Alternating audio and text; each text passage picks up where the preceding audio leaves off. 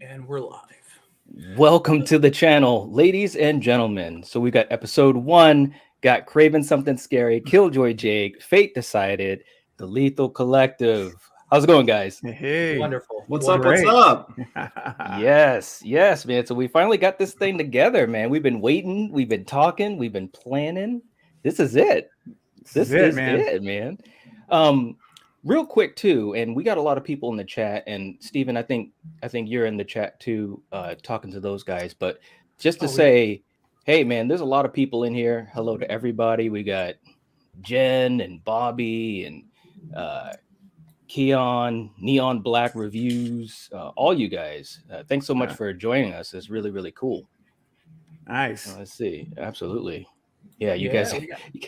I love the very first comment you put up has Stu in it. I'm like, here we go. The very first one, man. Let's go. They're trying to get us to go to war. Man, yeah, Just that's surrender, true, baby. man. Just So like we surrender. need some drama over here. Yeah, No, let's start this thing up, man. We got my man Eric. Drama. Eric's in the chat too. What's Hey, going Eric. on, man? What's going on? What's up, Eric? All right. Okay, guys, we're gonna finish getting set up. Give you guys another couple seconds to join into the chat, and then we'll get going. So for you guys in the chat, you guys watching the replay, sit back, relax. You know what time it is. Nice. All That was right. the first time I saw that. That was awesome. Excellent. Excellent. No job. one was gonna tell me that we have a badass intro. No one was gonna tell me that. It's better if you react live. Yeah, wow, Exactly. that was Live awesome. That's how it works. Yeah. Oh, that Great was job, solid, man. bro. I appreciate it. Thank you. That was Thanks, great. man. Well, Yeah. I like that. that was a Yeah. quick throw together, man. Thanks a lot. Man, we Corey gotta watch that. Andrews We in the gotta watch house. that at the end, man. We gotta watch that one again. Yeah, before we I get know. into it. Okay. Let's just play it one more time. No, I'm kidding. That's like a trailer to our movie. Exactly. It's like play it one more time. Yeah. Oh man. We have a Lethal Marion. Collective movie coming to We do. Ooh. Jake's just in the dark about everything. He's like, what? I know. I'm like, what is going on right now? This is awesome. We'll email you the script. You know? Yeah, Steven Spielberg has directed it. You didn't hear? You guys are too funny. But anyways, guys, all right. So we're here to talk about horror. So let's just start with some horror talk, guys. I mean, there's been a lot of stuff going on. Usually when we've gotten together, not live, just together on Zoom and stuff, I mean, we just go from one thing to another. So let's just start with something and see where it goes. And that's the whole idea of this show. It's unscripted. We're just hanging out with you guys in the chat and see where it goes. Nice. That's the idea. Yeah, And of course, absolutely. first thing that Steven was talking about was Stu. So I don't know if you and Fate are gonna like Ooh. go at it or not. I don't know if we should do that on our first episode, man. Yeah, Let's I just- know. Let's leave that as a teaser, man, like a teaser for what's to come. Right. We'll have to dedicate a live just to that. Oh geez. No, but personally, I'm excited for this, and I know a lot of our audiences are as well. Like, and just to kind of like give an idea, so like we're gonna do this every weekend, or every Friday. That's the plan that we were talking about, and we wanted to kind of give you a sort of inside look into all of us, more so because our videos, you're very like front and center. You get what you get. Right. We're just Mhm. explaining topics. For this, it's more. We don't want it to be scripted. We want to make it feel like you are in the room with us having a conversation. Like you're just listening to us. You're a fly on the wall. It's more engaging, more connective to all of our audiences, and just a really fun time. It's just good to hear all our perspectives and how Stu isn't coming back. So, Oh The man. pans are gonna be thrown tonight. I think. Shots I'm telling you, fired. man. I'm telling you. He chose violence. The troops are getting warmed up over here, man. Let me tell you. But and one thing I want to throw out there too is that Yes. if man, look, for all of you guys who are here from my channel and each respective channel that has not subscribed to everyone here, please, guys, everyone in this group here, the collective, I am personally love to watch their content. I watch Knight, I watch Faye, I watch Jake. And they're very in fact, I was watching them long before I had a channel. And so Yeah, you I was, and so I bring that up to say this, that if you have not subscribed to every person in this collective, you are missing out. You're cutting yourself short. You need to do that after this is over. Go right to everyone's channel. I know Knight will have it in the description below. Yep. And man, you will find yourself in a much happier horror place. when you are watching all of these channels. So I just had to agree. throw that out there at the beginning, guys. I agree. And one other thing that's really exciting for me is that, these horror communities, I mean, we're kind of combining different horror communities because, the community that I hang around and that you guys hang around, and we're all just putting them together. And that's so exciting, man, because it's a lot of cool people. It really, really is. And that's the best thing about the community, is a lot of cool people that just love horror. Yeah. Yeah. Well, it's like I said, like who else is doing stuff like this? You know what I mean? Like obviously there's channels that are doing like little collabs and things like that, but like who are coming together from 4 separate corners of the horror fandom to do this like on a regular basis. And I think it's exciting, of course, for all of us, but I think it's exciting for audiences that we share, audiences that find us, stuff like that. And I just think it's a cool way to kind of be more connective. It's a cool way to just kind of like give people a peek behind the curtain rather than just like our generic videos. I mean, well, Knight, you do a lot of lives. I mean, your channel is based on live, so I mean, people get an idea for you, but like most of us, people don't really get to see. I do the Saturday lives, but even then, it's just like an hour a week. That was relatively recent, but yeah. Well, that's great. Wait, no, I was just gonna throw something out there. I didn't know. I clearly cut you off, Stephen. Go ahead. No, I'm just messing with you. All I was gonna say is no. It's great to finally have friends. And with all of you. So I just wanted to throw that. That's all I was gonna say. So go. You got to change your intro now. Yeah, I know. Doing the hands. Yeah. Now you can do 3 because you have 3 friends. You can be like, I have 3 friends, and I have 3 of them. That's it. Right? Absolutely, man. Absolutely. No, man, I love that, Jake. I was just gonna say 1 hour and 54 minutes. All right. Yeah. That's the runtime. The reported runtime for Scream 5. And I want to throw that out there on the table and see what everyone thinks about it. And I personally love the length. It's right in the middle about where it was for Scream the previous movies. And I was glad it wasn't 90 minutes because I was like, oh no, because if it's 90 minutes, we're gonna have no character development in this movie. Yeah. Right. And so at an hour 54, it's right in line with the previous films. And look how good the characters were developed at that run length in the previous movies. So I feel good. I want to throw it out there and see what you guys think about the runtime, if it's truly that number. It's great. Yeah, I'm down for that. I'm like you said, Steven, it's around like I'm gonna be honest, I don't know the exact run times of the other movies, but yeah, that's about the same as all the other movies, correct? It is, yeah. Scream 1 and Scream 4 were an hour 51. Scream 2 was 2 hours and 2 minutes. And and then Scream 3 was an hour and 56 minutes. So this is like right there in the middle of it, in the sweet spot. So yeah, that's perfect, I think. And like you were saying about character development, we have a plethora of new characters that especially characters that are related to old characters, beloved characters from the past. So there's a lot of explaining that needs to happen in this movie. If anything, I was almost hoping it would be like the longest Scream film to date. Right. Yeah. I actually wanted a longer film personally. Like I would have been fine. Like I don't know how everyone would have felt, but I would have been fine if it was like 2 hours and 30 minutes. Like, so we get like, as long as it was like, as long as it was entertaining and engaging during the time. But I mean, the fact it's, it's just shy of 2 hours. I think you can do a lot in that time.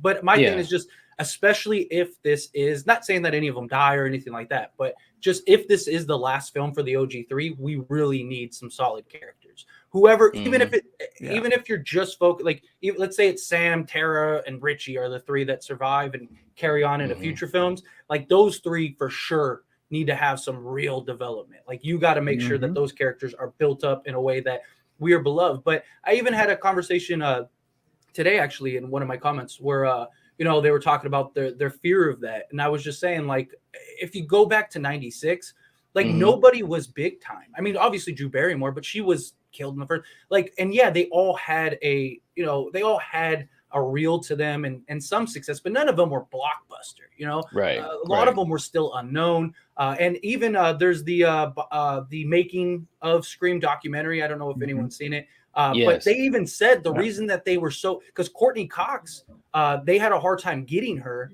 And the reason they wanted her so badly is because she was the only one that like people knew.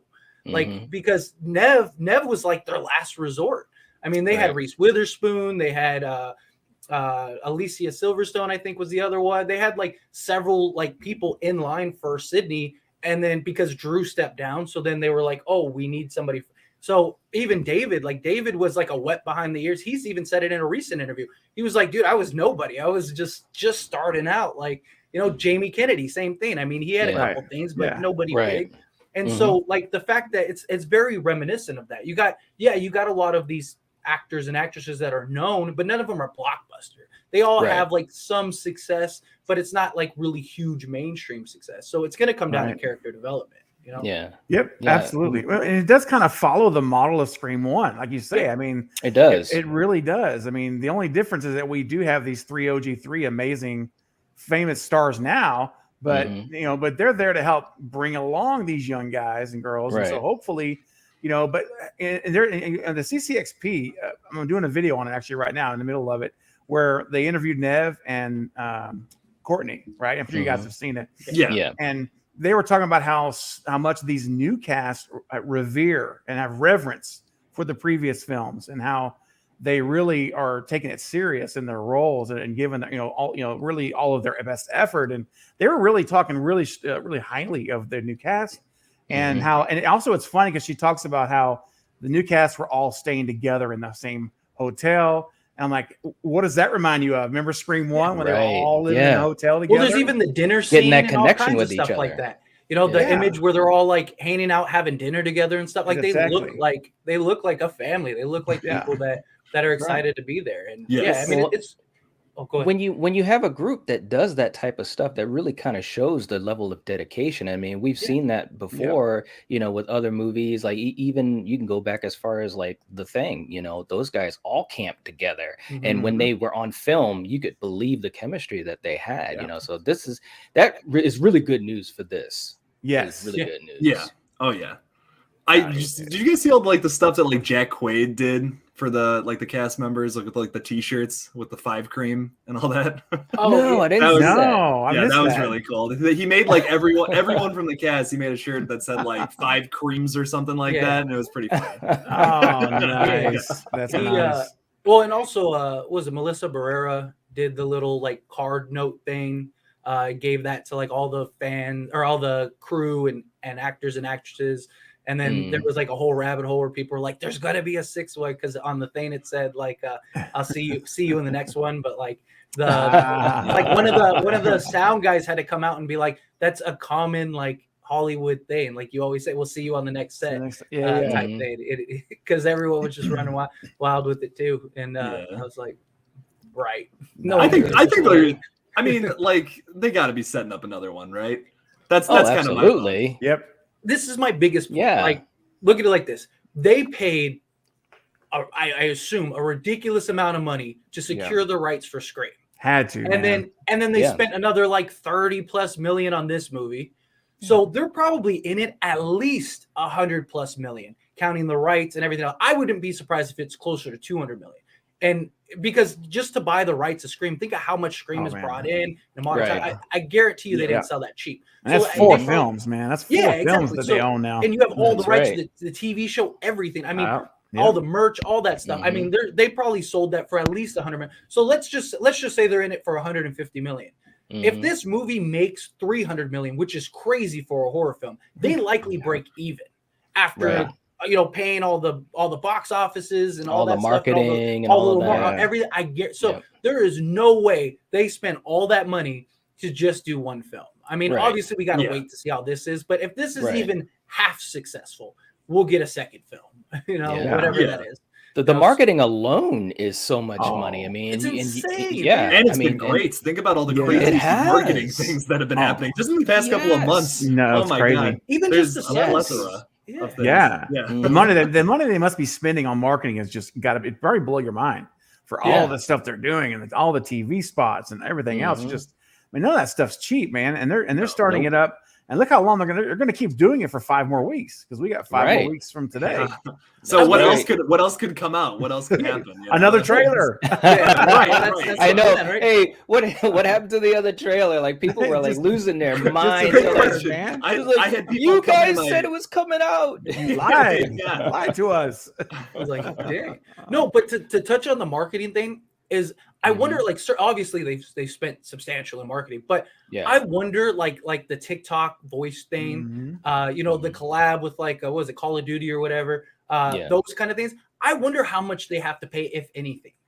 You know what I mean? Because they could just say like, hey, we'll let you, because they own the rights. They could just say like, hey, why don't you make a character? It's marketing for us. And you got, that kind of thing. And maybe they're making money off of that. The skin, they get a percentage of the skin stuff. Because a lot, like even the Airbnb thing and all that stuff, like obviously they probably had to pay David, but outside of that, what were they paying? I mean, Airbnb likely probably paid for that collaboration, So I mean, just going off of the creative ways that they're going about the marketing, I'd be surprised if they're spending as much as we think. I think a lot of that stuff is probably being either free just for the collaboration, just to have, a Scream character in your game, stuff like that, just to have Roger Jackson's voice on your TikTok. Like, I'm sure that's all marketing for those companies. That's all revenue for those companies. So they're likely paying them, so. Well, then let me throw this out there then, guys. Let's talk about US dollars, right? In US box office sales only, no worldwide numbers, no DVDs. Just U.S. box. I'll include Canada, which they do. That's North American box office. Right. What do you feel is a successful number that we can say it did really well, not just it did okay, but what's the number for each of you that you think it has to hit U.S. dollars to be termed really a success? Well, we were just saying that the budget's around like $30 million, right, for this movie. Yep.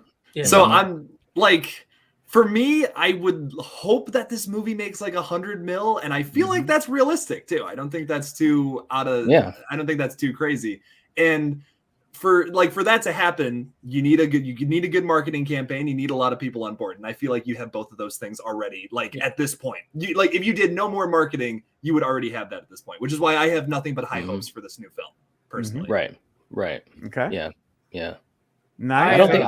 I don't think that's out of the realm of possibility either, man. I mean, look at what Halloween Kills did. Well, that's my point exactly. And I mean, don't get me wrong. Halloween obviously is big tentpole franchise, and there was a lot of hype for it coming off of 2018.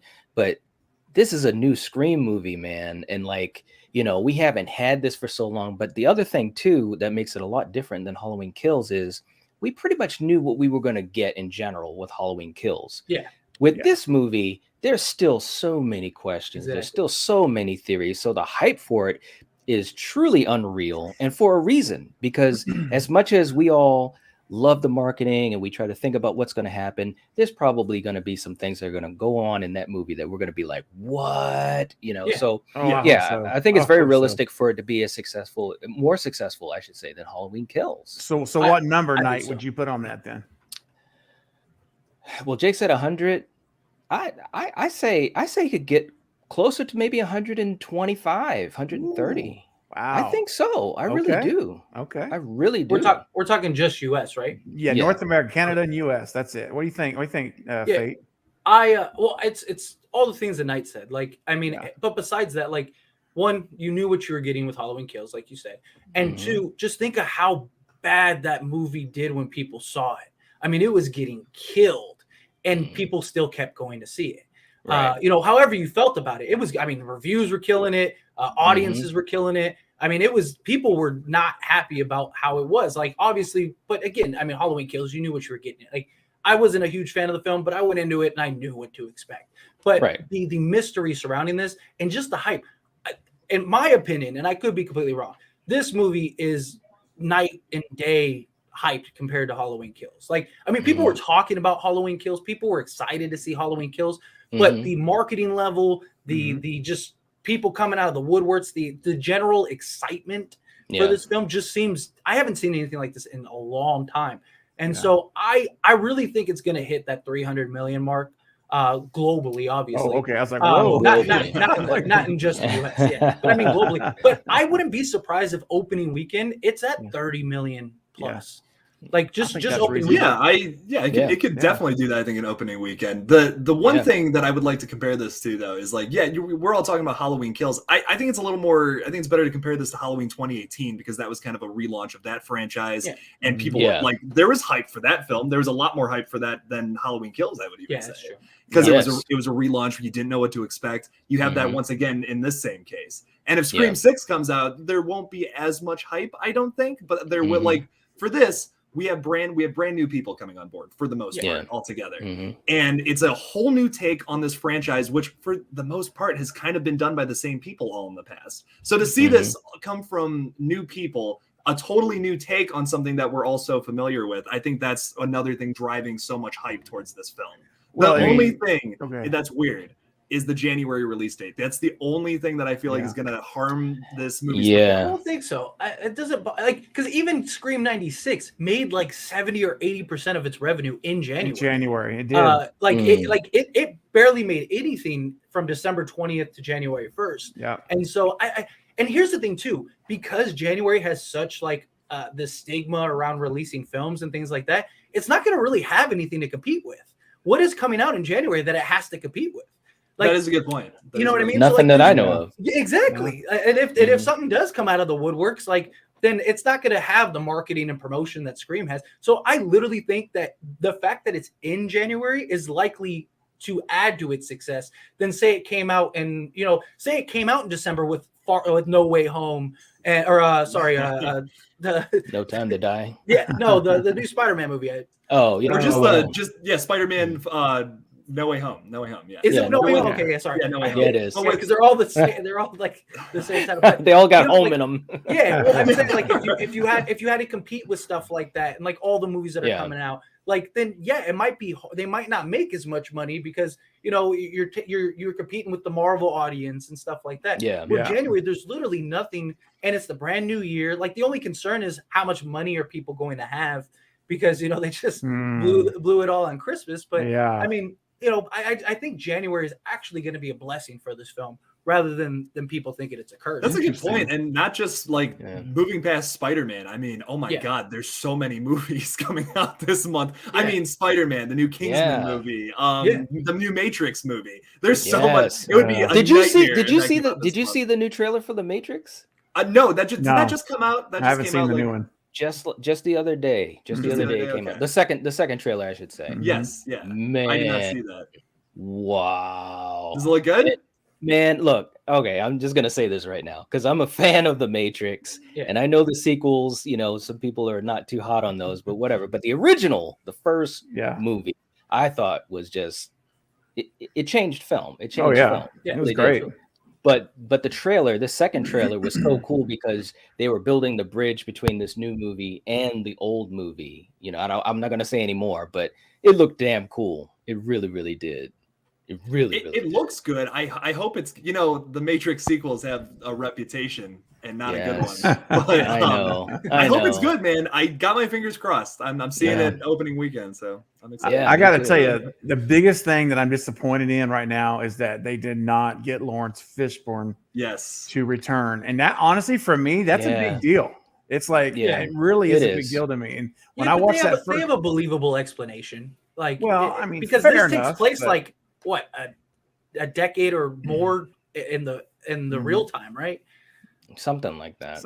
So I mean, so I read a few articles on this because I was going to start covering it, but I just ended up not doing it. Lawrence Fishburne was never even asked to be in it, and he had said something like, I want to do it. He's like, I would be so down for another Matrix movie. But I guess Yahya Abdul-Mateen II, who was in Candyman, he is playing Morpheus in some capacity in this movie, which is like, I'm not against that, but it's just like Lawrence Fishburne, man. Why are we not getting him? I know. I'm wondering if it has something to do with the story, because from the trailer you get a sense that, and I don't want to give away any spoilers, but you get a sense that there's something going on with time and all that type of stuff shifting around. So I mean, it could be something to do with the story. Of course, I've read some stuff too. It could have been just, you know, his age at this point and all that type of stuff. But yeah, it's too bad he's not in it, man. Because I just rewatched The Matrix the other day, and I hadn't seen it in a while. And holy shit, man! I mean, so good. It still holds up. It's a classic, man. Absolutely. I wonder if it's just the you know, get a fresh new face for newer audiences. You know what I mean? That's kind of what a lot of these films are doing, and it might just be the idea of like you have this fresh young face that was just in Candyman.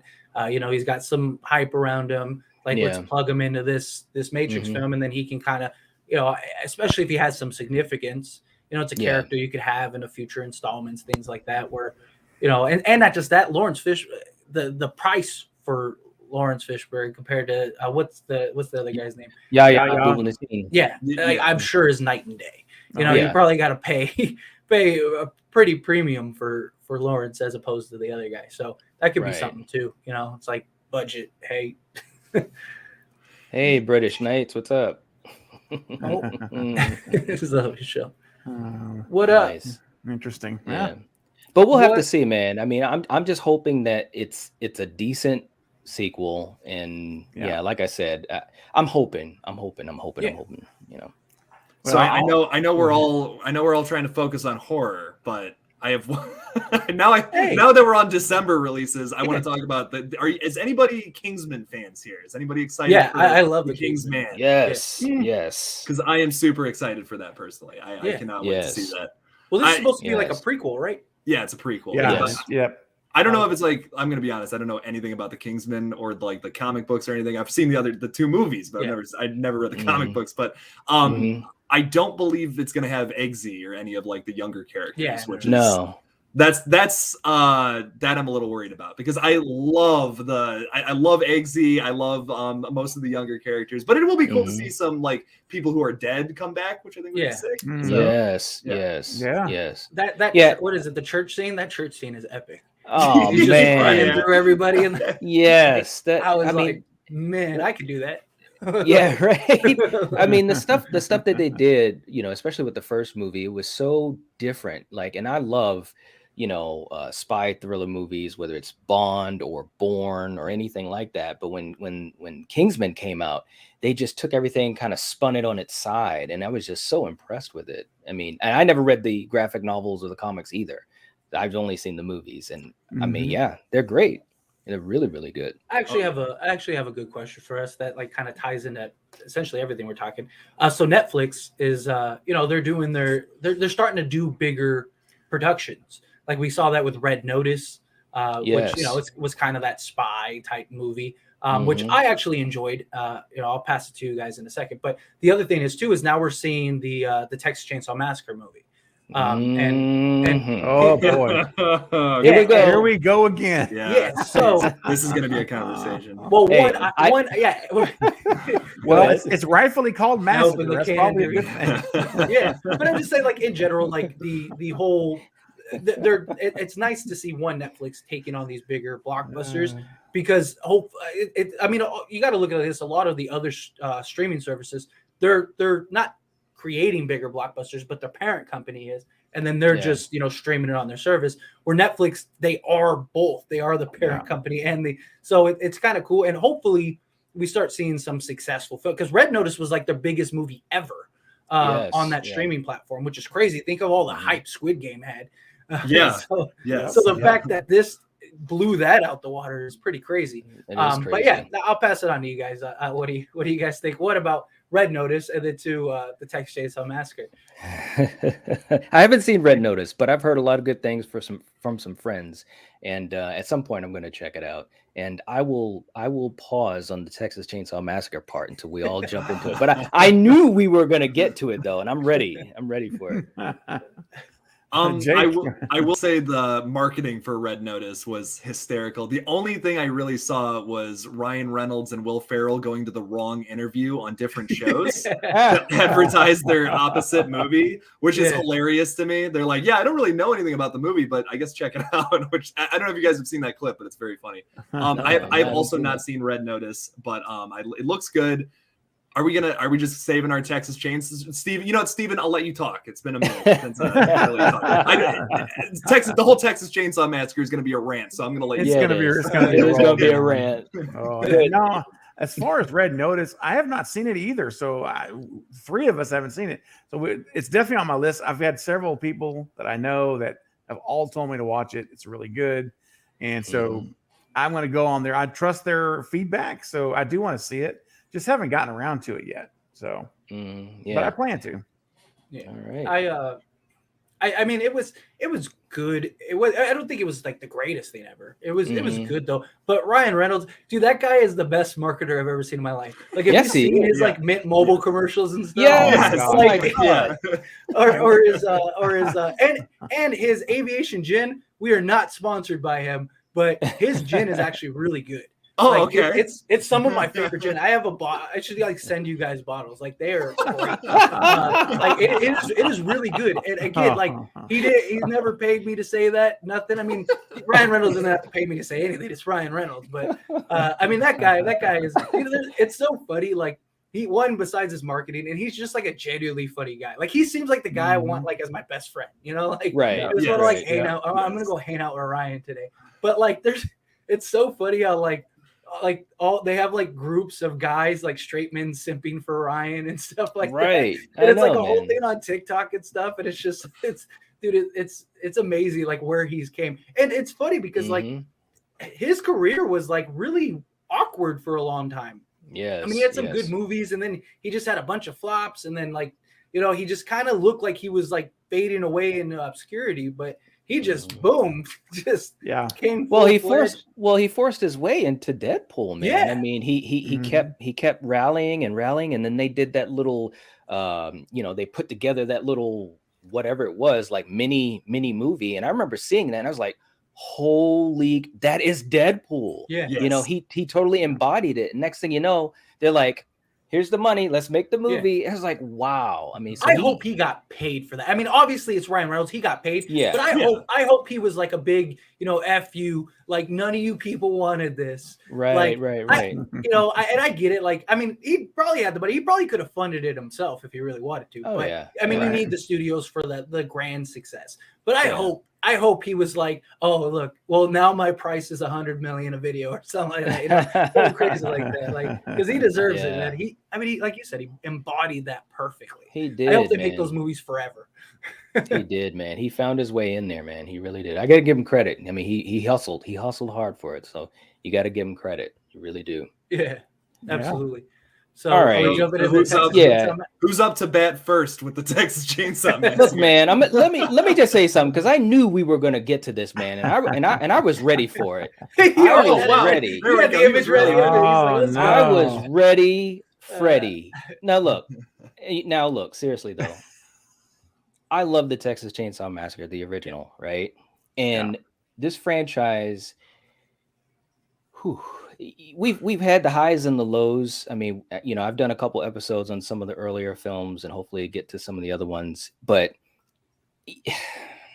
this is, and we talked a little bit about this the other day. So people watching, we've talked a little bit about this before, but this is like on camera. It wasn't on camera, right? Next time I'm recording every conversation we have. Just record it just to put out for people. Yeah. But this is the second or third time. Really, almost all of the sequels are continuations from the first movie, right? The second one was, the third one was, the fourth one was, not counting the remake and its sequel, Texas Chainsaw 3D, followed after the first movie. So I'm just wondering, what are they going to do that's different? I'm still going to watch it. I'm still going to watch it because it's Texas Chainsaw Massacre, and I'm hopeful, but I don't know, man. I really don't know. I mean, like I said when we talked about it before, I don't know, and it's too bad. I guess what I'm going to get into is that I think it's just too bad because the original movie and a couple of the sequels were so good in the horror genre, and it's like, how can you mess this up? This is a naturally creepy ass story, and you got all the elements that you would need if you do the movie right. So anyway, that's all I gotta say. Well, and it's based on a real killer too. You got exactly. Ed Gein. I mean, it's art image. Because I know Jake's itching. He can see it. He's like, come on. But I'll be ready to explode, man. I think the fact that it's that one, it's on Netflix. so everyone either has a Netflix or has access to one. So Right. I think I think it'll definitely get eyeballs to it. I mean, the story itself, it kind of seems like a bunch of like punk teenagers kicking a bunch of people out of a town and want us to feel bad that they're being killed by Leatherface. Right. Like, they're wealthy. Like, they're like wealthy kids. Yeah, that like bought this town and they're like going there to check it out and like kick out the townspeople, right? That's the whole premise. That's what the plot said. So my thing is like, one, that sounds kind of silly to me. Two, it's supposed to be in Texas, right? But like it was filmed in what, Bulgaria or Belgium or something like that. Somewhere. And even the imagery looks like it's in. It doesn't look like Texas. I mean, Craven, you would know better than anybody. I'm in Texas, so I know all about how it looks down here. Yeah. Like, and then even the image that you showed earlier, where Leatherface is standing in that like alleyway, like that ain't Texas. That is not Texas, bro. Like I saw that, I was like, what? Like, is this the Belgium Texas? The Belgium massacre? Like, I swear. Belgium Chainsaw Massacre. You know what? It may have had more respect if they did that. I was just about to say that. And really, because seriously, man, if we turn this thing on and we're supposed to be in Texas and we're seeing all these mountains and all this garbage, bro, come on. It's going to take all of the realism out of, not that it's real anyway, but the first one was, right. You know what I'm saying? It's going to take you out of the movie. Like stuff like that. It just is like, okay, look, I know this is a fictional thing, but at least try to make me believe it's real. You know, at least give me something.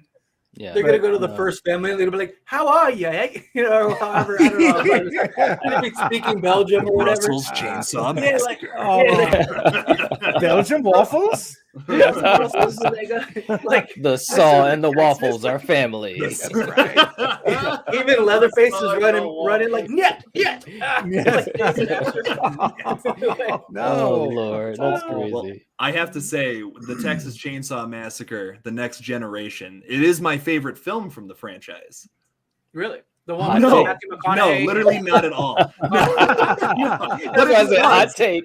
But if it was, this new movie would probably be amazing, in my opinion. But all I'm going to say about it, because I don't want to just poop on this movie, because I'm sure it's going to be, I'm sure it's going to be fine. But you know what? It looks exactly like a Texas Chainsaw Massacre or Texas Chainsaw 3D. It looks exactly like that movie, in my opinion. And we just don't need another one of those. We don't need another Texas Chainsaw 3D. We really don't. We need this franchise needs a breath of fresh air so badly. They just keep pumping out these not so great sequels, and it sucks. I think the biggest problem with this franchise is the fact that it kind of has lost what was so great about the very first film in the franchise. It's not even a slasher film, I would argue. I think it's much more of a psychological horror thriller and an art house kind of movie. I would love to see another movie try to recreate that specifically. This just looks like it's going to be another slasher film, which, like, it's going to be fun. I'm sure there's going to be some great kills. Maybe they'll actually use more practical effects this time, opposed to Texas Chainsaw 3D. Right. So it's probably going to be a better movie than what we got previously. But I just hope this franchise could be so great, and it's not, which is so unfortunate. That's right. It could be great. You've got all the creepy elements that you need in a story, and it's just like, what are you guys doing, man? Like Texas Chainsaw 3D, when I saw that, I literally could not believe how much it sucked. I'm just telling you, man. It just, everything about it, it's like, I just can't believe it, man. The remake was decent. I liked the remake. Jessica Biel in them. Yeah, that was good. Yes. And it's why like, do you think, sorry. No, go ahead. I was going to say, why do you guys think that they're so hesitant about remaking it? And they just keep doing like sequels to the first, because there's got to be a reason, right? Because that's what's popular right now. Every franchise. But they've done it for the last like 20 years. You're right. Yeah. You know what I mean? Like at some point, Terrifier 2. I can talk about that too. Well, we'll it's another talk one, about but yeah, like it's one of those things. Like, like I wonder if like I would love, because I agree with you guys. Like, why not just start it from scratch? Just create like a quality Texas film, and then you have the potential for countless sequels. You know what I mean? Like, like this scene looks cool, like stuff like that. But I mean, even the story, like he's like 80 in this film, and he's supposed to be Right? running around killing teenagers and stuff. Like, Well, the other thing too is supposedly he's, from what was said, he's been laying low and he's been trying to be, good or whatever. And it's like, what? What do you, come on, man. I don't know. I'm going to watch it though. I'm going to watch it, but I'm really, really worried. Steven, how do you feel about this new movie though? Yeah, I mean, I pretty much feel exactly what everything y'all said. I'm pretty much 100%. I don't really have a whole lot to add, man. I think if you're gonna do it, man, do it well. I mean, I don't know how to say it. Just do it. Do a good job. Because if it's just a money grab, Netflix has the rights to do it. The brand name. But if they're, I think it's crucial for them to continue putting out good content. We talked about the one earlier. With was it Red Notice, right? Yeah. So that was I haven't seen it, but from what y'all have said and everyone else, it's a decent movie.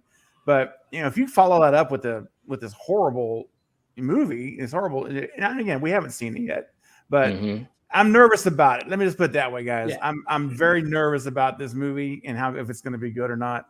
I will watch it too. I'm going to watch it as objectively as possible and just.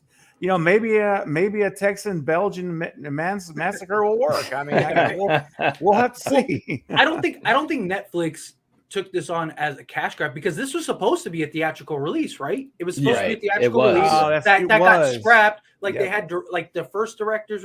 I know Jake knows more about this than I do because he was the one that kind of filled in the details.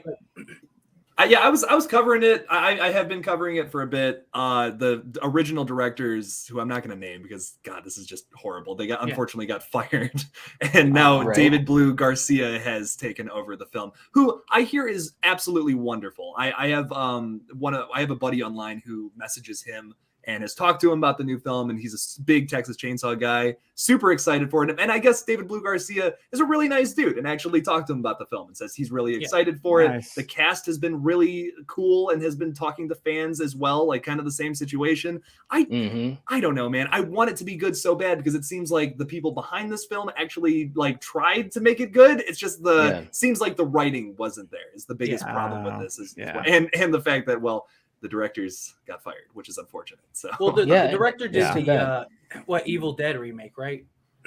No. So Fede Alvarez is producing it. Okay.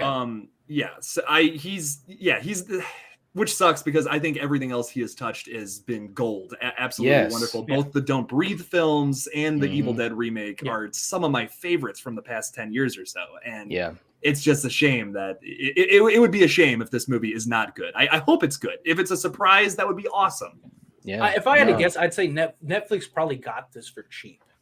It's probably what happened. Is they probably were like so. They probably I would think so. Yeah. Oh yeah. No, because that's the thing. Like most likely that because it was supposed to be. They had all these issues, all this stuff. Netflix probably came in and said, "Look, we'll buy it, take it over. Here's whatever. How much did it cost you to get started? Here's your money back." Or how much are you down right now? They probably just gave them their money back, took this over. It was already halfway finished. And they're like, hey, it's a name, tack it on. So I guess in a way it's probably a cash grab. But I mean, any of us, if we had the money, would probably do the same thing. If I could go buy it, even if it was terrible, I could say, hey, I own it, Texas. What's funny about it is that even though we're all very, very pessimistic, we've all said we're going to watch it. So I guess it worked. I mean, I'm gonna watch it. I'm gonna watch it. I'm so curious. At this point, I have to know if it's good. Me too. Well, horror fans are, diehard horror fans are gonna watch it, and diehard Texas Chainsaw Massacre fans are gonna watch it. So that's just how it goes, man. Dude, and let's compare this to another film that came out recently, the new Paranormal Activity. I don't know if anyone saw that. Yeah, I saw that. And personally, as a fan of the franchise, it's not a Paranormal Activity movie whatsoever. It wasn't. It's a good movie. I think it's good. I thought it was good. I had a great time. Cool. It's a great found footage film. I will say that. Oh, okay. That was a surprise. When I was reporting on that, there was a bunch of problems with that film. It went straight to Paramount Plus. I was scared, literally the same situation as this movie. And honestly, I loved it. It got mixed reviews, but I think it's one of the better entries in that franchise in my opinion. It was interesting. I agree. It could be the same situation here. Yeah. I hope so. There you go, man. That's right. So what? Because this is all on the fly. We're just having conversation, whatever. But as the comments are getting pulled up, we seem to have a couple consensus here that people want us to talk about. So why don't we talk about a couple things that the chat wants us to talk about? Yeah, That's a good idea, Tyler. I was seeing that too. I'm like, I mean, we could all go. I mean, we do it all the time in our little go off on whatever meetings. tangent. We go, like for those that know that we should record like one of those meetings one time and just post it. It's nothing that like is so secretive. We need to like. Like even our last conversation where we were putting this together, it wasn't like so secretive, like we couldn't post it. I think people would love that because we're just all over the place. Like we're like kids in a candy store. That'd be a nice Patreon exclusive. Yeah, that's what I'm saying. Yeah, there you go. There you go. Actually, this is a good time. This is a good time to plug that. So we, like I said earlier, we're doing this every weekend. We're going to start for a couple of these under our belt, kind of get the buzz going. But eventually we want to move this over to a new channel that we have. We'll do official announcements and things like that once we get everything in line. We do have the channel already, but we don't have any videos yet. We want to get comfortable doing this first, get our marketing right, things like that. But eventually this will be its own channel. And then obviously we have all kinds of plans for the future. We've had some meetings, but I think it's a good plug. If anybody is curious to know, then just let us know and we can maybe we'll do a post or something like that. We just don't want to have a bunch of people subscribed and in a month from now, we post our first video and people are like, what's going on? So where's the content, guys? Exactly. Like, what's going on? I've been subscribed for a year now. Did you guys disappear? No. But I am seeing some comments about the Scream TV series. I saw a lot of those too. Has anyone watched that? Season 3? Yes. I've seen them all. Mm-hmm. What do you guys think? First 2 seasons were great. The third one sucked. I mean, I agree. I pretty much agree with that. I thought there was the ending to me. The only redeeming thing for me in Scream 3 was that we got Roger L. Jackson back as Ghostface, and we got the Ghostface back, actual Ghostface. Yes, and those two things. And then I will say this: I'm not going to say anything that's going to be a spoiler, but the ending reveal, for me at least, I enjoyed the last episode. The whole reveal thing, I thought was cool, and I'll leave it there. But for the most part of that season, it was like, oh man, just it wasn't that enjoyable for me. But the first 2 seasons, I love those things, man. I thought they were great, and Wes Craven was the last project that he actually was creatively involved in with the first season. And I don't know if you guys know, but real quick, on that first season, he was contracted to direct the first episode. He had signed on. Yes. I didn't know that. No. Yes. He was supposed to direct the pilot episode of the series. And then this was probably they announced it in I don't know, March or April that he had signed on because he was already an executive producer and he was already giving creative content to the writing team for season 1. And then they said they're very excited. He's announced he's going to direct the first episode. So I was like, oh, this is going to be incredible, man. Wes is going to direct a TV show again. Well, we got to I don't know, because it came out in July, I believe, somewhere in there. And anyway, about a month before it came out, they announced that unfortunately, due to other things that Wes had to do, he was not able to direct the first episode. So they brought in another director. Now we didn't know it at the time, but this was we know now that was because he was fighting his cancer. Because he didn't make his cancer public. And what's ironic about that very first season is that the person they chose to direct the last episode is Patrick Lussier.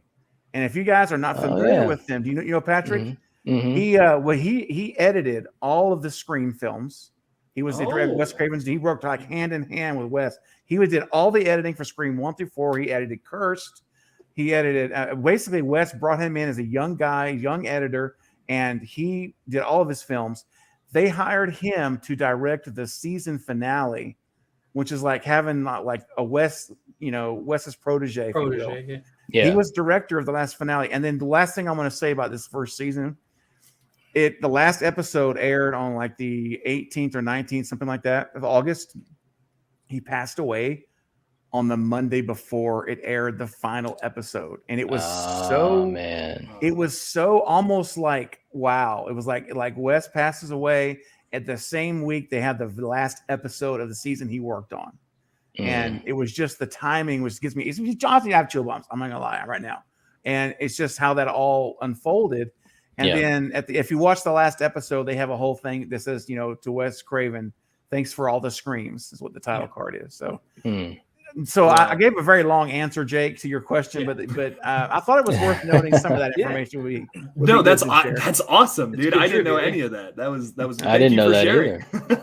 Yeah, you bet. That's awesome, man. I like the biggest thing that I love about those, especially the first and the second season, is how which is something I would love to see in the movies eventually, is how it kind of continues the story from the first one. Like, we see that in 1 through 3 a little bit, where it's kind of one long story, but in reality, you could watch any of those movies, any of the Scream movies, without watching the other ones, if you get what I'm saying.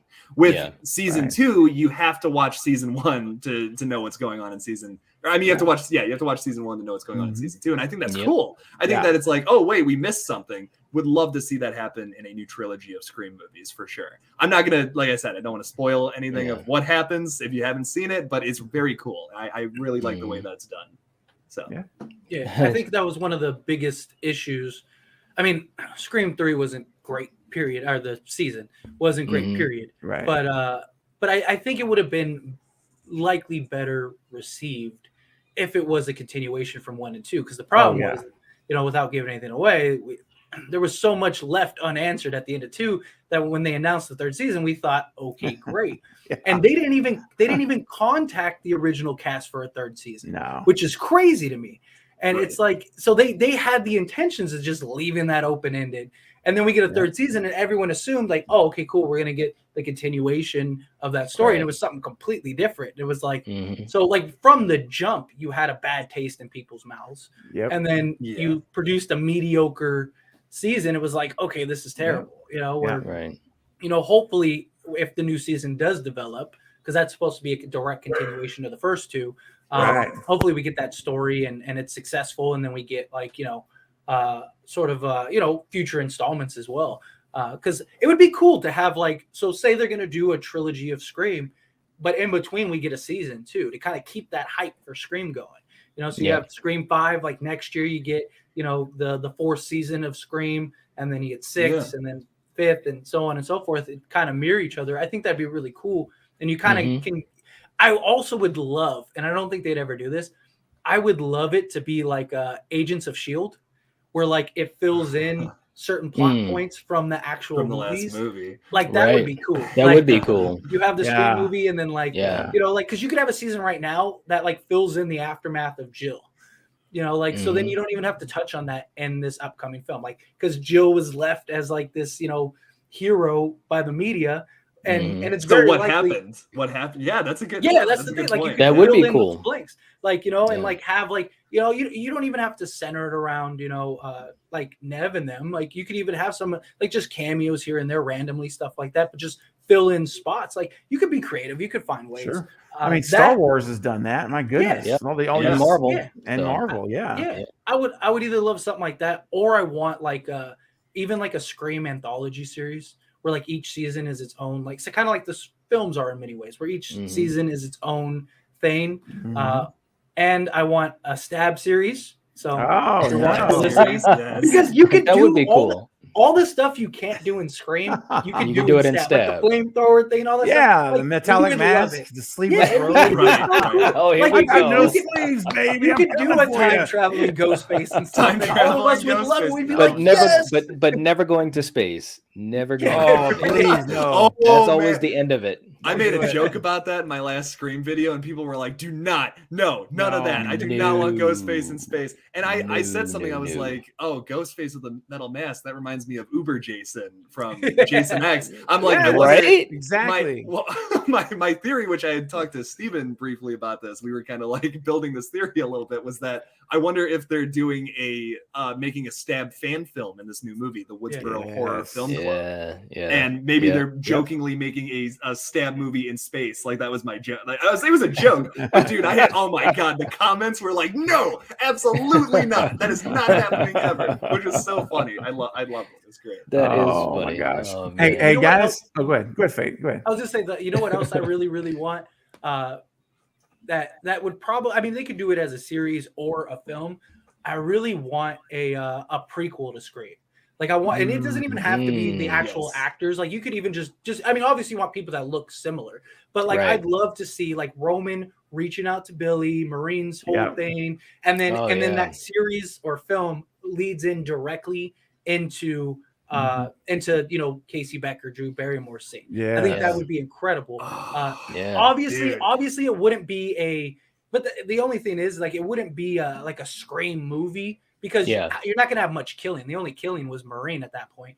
Mhm. But it'd Right. be cool to kind of see it. It could be more of Yes. like a like a true crime type thing. They could even make it like a documentary style or something like that. Think like Rogue One. Like how like Rogue One Yeah. is kind of like set up to Yes. start like Star Wars Yeah. Episode 4. Think of Yeah. like that, Yes. and it all leads up to the Drew That would be Barrymore cool. Scream. And then like the Yeah. last line is Roger L. Jackson saying something like, "Do you like scary movies?" And like that's it. Yes. And just And cuts then to cut to black. black. You're like, Yes. that would be Yeah. Well, I mean, That'd you be could sick. actually see them like you could see Billy like struggling with these psychotic tendencies and see him as a character growing more and more violent. Like, he hurts. I hate to say this, guys, but I don't. Anyway, he hurts things other than people. So leave it at that. And yeah. you see, no, I you get what see you're that saying. that formation of that Yeah. point to where, and then like towards the end, you see them, with figuring out how to do the voice box, the voice Mhm. changer, and picking out the costume and the robe and stuff.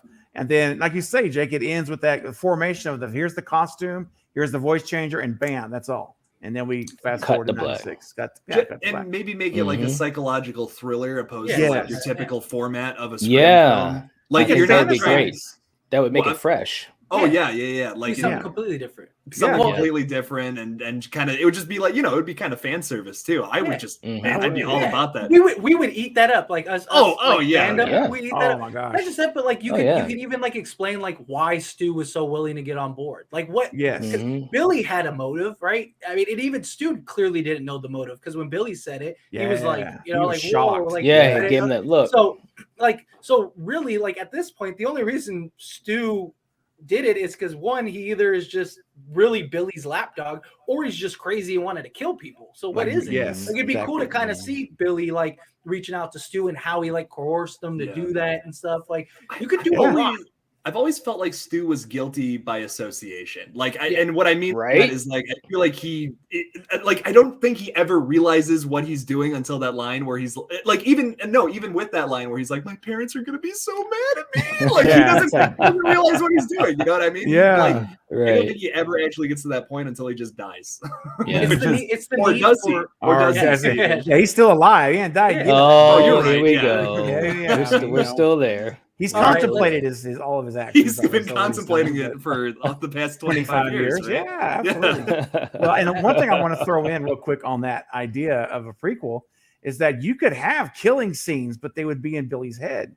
So you would actually have scenes on the that'd be cool. screen of him Yeah. killing people, but then all of a sudden, someone says Billy, and he like snaps out of it, and it was all in his head. Mhm. Yeah, you So could that's do how you something. can incorporate the slasher element, even though it's not really real. A He's not really slasher. killing. Yeah, Mhm. yeah. Yeah. Well, Mm. like without going into like fairy tale land, with Right. Stu, Fairy We're in the tale real land. world, baby. We're in the real world. We're in Here we concrete go. grounded, baby. There's no fairy tale about it. So, but like I think when it comes to Stu, I think it's just the need for attention and to feel wanted. Because a great example is like and even someone mentioned this to me the other day in the comments, and I don't remember everything it says, but I think it's like Zach Cherry or somebody actually has it, where the whiteboard in the kitchen at Stu's house actually has like a note from his parents, and it's like, sorry I missed your birthday, whatever. So it shows sort of that look that like his parents kind of are doing their own thing, whether it's work, whether it's whatever. I know they were supposed to be at a conference, whatever, but clearly it's they're not around much. So I think Yeah. Stu has that need for,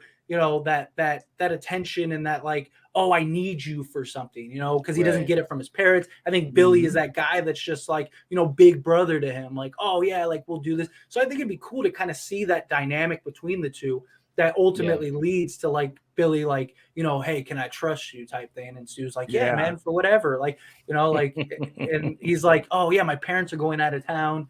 Like, let's do it then type thing. Like, I think it'd be a cool sort of way to incorporate Scream. But I agree. Yeah. Freddy versus Jason versus Ghostface. Yeah, did you see that? I'm looking at that comment. Oh man. What would that look like? Triple No. That'd be over quick. Yeah, that would be over really, really quick. I do, however, I would love a remake to Freddy versus Jason, and I've always wanted that, like, because they had plans to do Freddy versus Jason, and then Pinhead was supposed to come at the end. Ash, that would be cool. Like, it would have been cool to kind of like expand, because you could literally make an entire universe off of Freddy versus Jason and just expand all this stuff. I mean, what was it? It was Jason. I did a video on Horror Breakdown about it. It was Friday the 13th. Dang, I can't remember off the top of my head. It'll come to me. But anyway, and that Friday the 13th, there's the from the Evil Dead, the book, the Necronomicon. And so their original story was that he was going to be like a Cenobite or whatever. Like he was going to be one of the Deadites or whatever. And and they were going to tie that together, but they couldn't get the actual like rights to it. And even recently, the director for that film, and that's why I did a video on it. The director of that film actually like confirmed it, clarified it, and said you can actually see things from the Evil Dead in that film.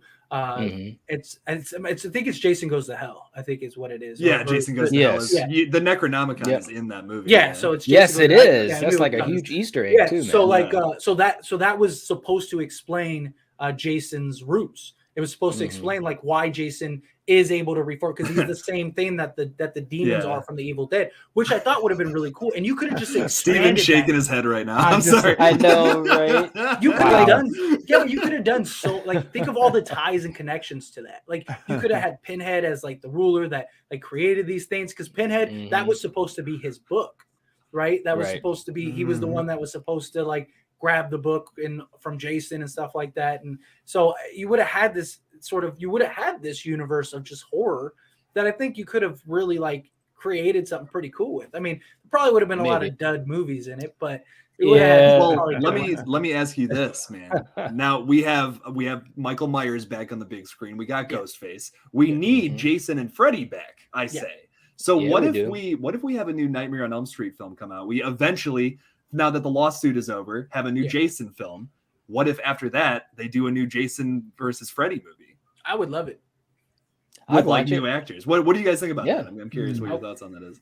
Hey, look, I mean, the first Freddy versus Jason did bonkers money. It did bonkers money, man, because we waited so long for that movie to come out. Like, it was ridiculous. They went through so many drafts of the script, but what they eventually came up with, I thought was actually, it was pretty darn good as far as bringing these two mythologies together and making it make some type of sense, especially where you have one killer that talks and one that doesn't. So yeah, I'd be up for them doing it again, doing another one. If they kind of did like maybe like a Godzilla versus King Kong thing, like how they set those movies up, where it was like they made one, they made the other, then they had the fight movie essentially, which I think that would be kind of sick. Honestly, I wouldn't be against that at all. Absolutely, yeah. I've always wanted to see. I mean, obviously, we'd have to have new like characters for Freddy. So first off, we got to get a good looking Freddy, because the last one, the remake. Don't get me going on the remake. I won't even talk about that. I refuse to talk about that movie. Oh, wait a minute, hold on. This could be a hot take, because I never really thought about it like that, Steven. But you gotta tell me, just a quick, what'd you think of the remake? You gotta just give me a quick little take on it. Well, let's see. If it was paper, I would fold it up into my hand and put it into my VIP bin, which is called the trash can. I would just drop it in there, and I'd leave it there. So I'm sorry, brother. Let me tell you what. When you start messing with Freddy, like, no, come on, man. This is, Wes Craven had to be just screaming at this thing and looking down at this stuff. I just can't even imagine. I'm just gonna say this. No. I just don't have anything else to say about it. Just no. Yeah. I like, it starts strong, the remake, and then it just complete. Yeah, I think so personally. I mean, the restaurant scene, the diner scene. Yes, I think that's cool. And after that, I completely lose interest. I mean, immediately you meet the characters and you're like, wow, this sucks. Well, they made some really weird choices, man. You've got Rooney Mara playing Nancy. We're supposed to be invested in her as a character. and they played her like just such a downer, just so Mm-hmm. emo like, and it's like you didn't Yes. connect to her, you didn't connect Right. to anyone else. No. Jackie, I will say this: Jackie Earle Haley tried. He tried, and he's no. I'm just saying, I like him as an actor. The makeup was not great, and I didn't like how they changed the backstory for Freddy. Those were two big mistakes for that. But Jackie himself, he did try. He did try to have that. To be fair, I thought he did a good job. I thought as far as like, it's just I think I think the look really took away. But like if you just like black out his face and just like pay attention to the acting and the way he portrayed it and went about it, especially given the material he had to work with. I mean, it's not like he had a masterpiece. I think he did a fantastic. Like I wouldn't mind seeing him in a legit role as Freddy to actually give a fair evaluation. But because they were trying to make him look more like a real burn victim, which I understand. That's right. But it just looked fake. Like it looked too fake. I mean, not that Freddy's face looked, completely, it was looked like more sinister back then. Yes, exactly. Yeah, this just looks silly, It looks silly. Exactly. My biggest problem with it was in the third act, especially. It's like every line that comes out of his mouth is a reference to something from the past movies, or it's literally a direct quote from one of the other movies. Like I think he actually says the wet dream joke from part 4, and it's just like, what? Like, why are you quoting the just famous Freddy lines? It's so weird. I don't know. You're quoting yourself, buddy. I mean, give me some new quips, Freddy. Come on, God. Someone had asked about the Friday the 13th lawsuit, and I just wanted to throw this out real quick about that. The lawsuit was really about Victor Miller, who wrote the original Friday the 13th, and you got Sean Cunningham, who's obviously he's been the producer, he was director of the first one, and so forth. And it was really all about money, but supposedly the lawsuit is over. Victor Miller won the rights, but he only has the rights to Friday the 13th, the original. And that's Pamela Voorhees, Jason as a child, Camp Crystal Lake, and Sean Cunningham has the rights to like adult Jason, with the hockey mask and all that. And that's part of the reason why the last couple of Jason movies weren't called Friday the 13th. They were called Jason X or Jason Goes to Hell and all that type of stuff. So hopefully this means that we will get a new movie at some point in the next couple of years. I'm really hopeful because it's about time. Yeah. Well, I'm sure too that now that there's a clear understanding of what's going on, they can easily come together. And because that was the biggest issue, was that like, who owns the rights to this? Who owns the rights to that? I mean, if they want to do sort of a full remake of Friday the 13th, then they'll just buy the rights from the guy. Like, or just pay them to use it just for this film, and then they'll go their other way. I mean, or who knows? Maybe we'll get 2 films. Maybe we'll get an origin story, and we'll get like a actual Jason film. That would be either cool. way. I hope we get something soon, because I do too, man. Especially with it's been 13 years. I think the remake came out in 08. Friday the 13th year. It's 08 or 09, yeah. What's so unfortunate about that franchise? There's 12 movies. Right? We're so close. I know, man. But they went at each other for quite a few years, because Victor Miller kept saying, "Hey, I deserve more money." And I did an episode on this a while back when I heard about the lawsuit stuff, and I agree that he should have gotten some more money. But the franchise, and I'm a huge Friday the 13th franchise fan, but the franchise, the more popular part of the franchise is Jason as the adult, the hockey mask, and all of that. The original was great. Pamela Voorhees was great, played by Betsy Palmer. That was great. But when people think about Jason, they usually think about the hockey mask, the adult Jason, the machete and stuff like that. So I just wish that they could have come. I mean, I guess Sean Cunningham could be put to blame too, because he has a lot of money, and he probably should have just said, "Victor, I'm going to cut you a check and let's just make some more money together now, rather than all this litigation." But it is what they it could have is. pumped out. They could have pumped out 3-4 movies by this time, and absolutely, series and all kinds of stuff. They could have made. They could have made tenfold what they probably wasted in this lawsuit and stuff for what? Just all it was just pride and ego. Just to be able to say, I was the one that did this. But what did you guys think of the the remake to Friday the 13th. I mean, obviously it looked like Jason was only upset about his weed, but other than because every time somebody got close to his pot, that was it. He was just like, "Hey man, I'm growing here," and don't mess with my stash. Yeah, and it had Jared Padalecki, who I'm a big Supernatural fan. That's my show. Yeah. So you know, I can't dude, Derek Mears is his name, who portrays Jason in that film. Loved Cool his guy. portrayal. Loved his portrayal in the remake. Personally, that's one of the strongest suits in my opinion. One of the strongest things about that movie. Just like he's so quick. Like he's like the survivalist take on Jason, which is so cool and different. It's almost scarier than some of the past films. I don't know. I really like it. It has its weak points. It has some crappy characters, but for the most part, I love it. I think it's a good movie. Trent, yeah. The characters in the story weren't great. Got great placement. The characters in the story weren't great. It wasn't very even the story wasn't very fluid. And then the one girl, I can't remember her name, but she just leaves with Jared out of nowhere. She just she's with her boyfriend and all this thing. Yes. She's like, I'll go with you. Like, yeah, I'm gonna go on this quest. I was like, you can't trust no girl, my boy. Like, it was rough. But yeah, I don't know. Here I have a age-old question. Victor Crowley or Jason, who wins? Because they're the same character, right? They're played by the same guy. Kane Hodder, yeah. Jason. Yeah. Jason. Yep, Jason. Yeah, Jason. Yeah. I like those movies. I don't know, just the Friday films I'm more biased towards, I guess. Supernatural does need to continue. Yeah, I agree. It does. Solid. Coriander loves Supernatural. There you go. See, look, there you go. Look, light it up, chat. We need it. Derek Mears was truly scary as Jason. And I'm gonna tell you guys what, I don't know if I was so lucky to have met him at a convention. That guy is the coolest dude. Like, he literally just talked. Like, you're in line to see him or whatever. We got up to the point where we could talk to him. And after like 5 minutes or so, I started looking at my own watch saying, look, I don't want to take up your time. And he's just still talking. He was so damn cool. You would never, but a lot of actors are like that to portray, evil villains or whatever. But he was so cool. He really was. But the remake was pretty good.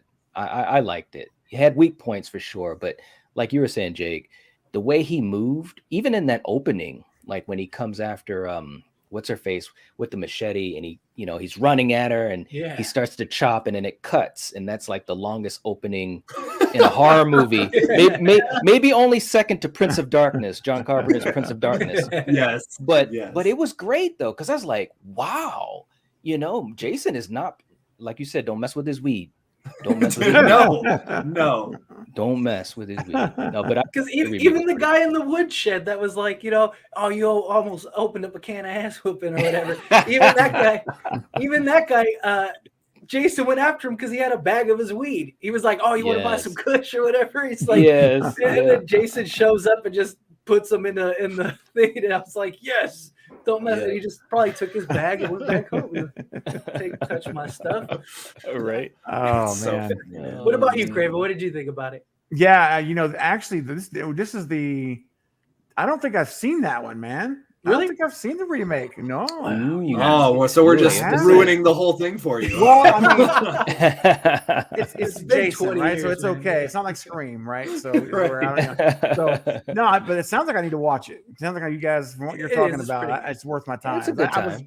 I was leery to watch it, honestly. And we're like, remake, here we go. It's not the best of the franchise, but it's worth a watch. No, it's worth watching. It's worth a watch. That's fair. It did justice to the franchise much more than, obviously tons more than the Nightmare remake.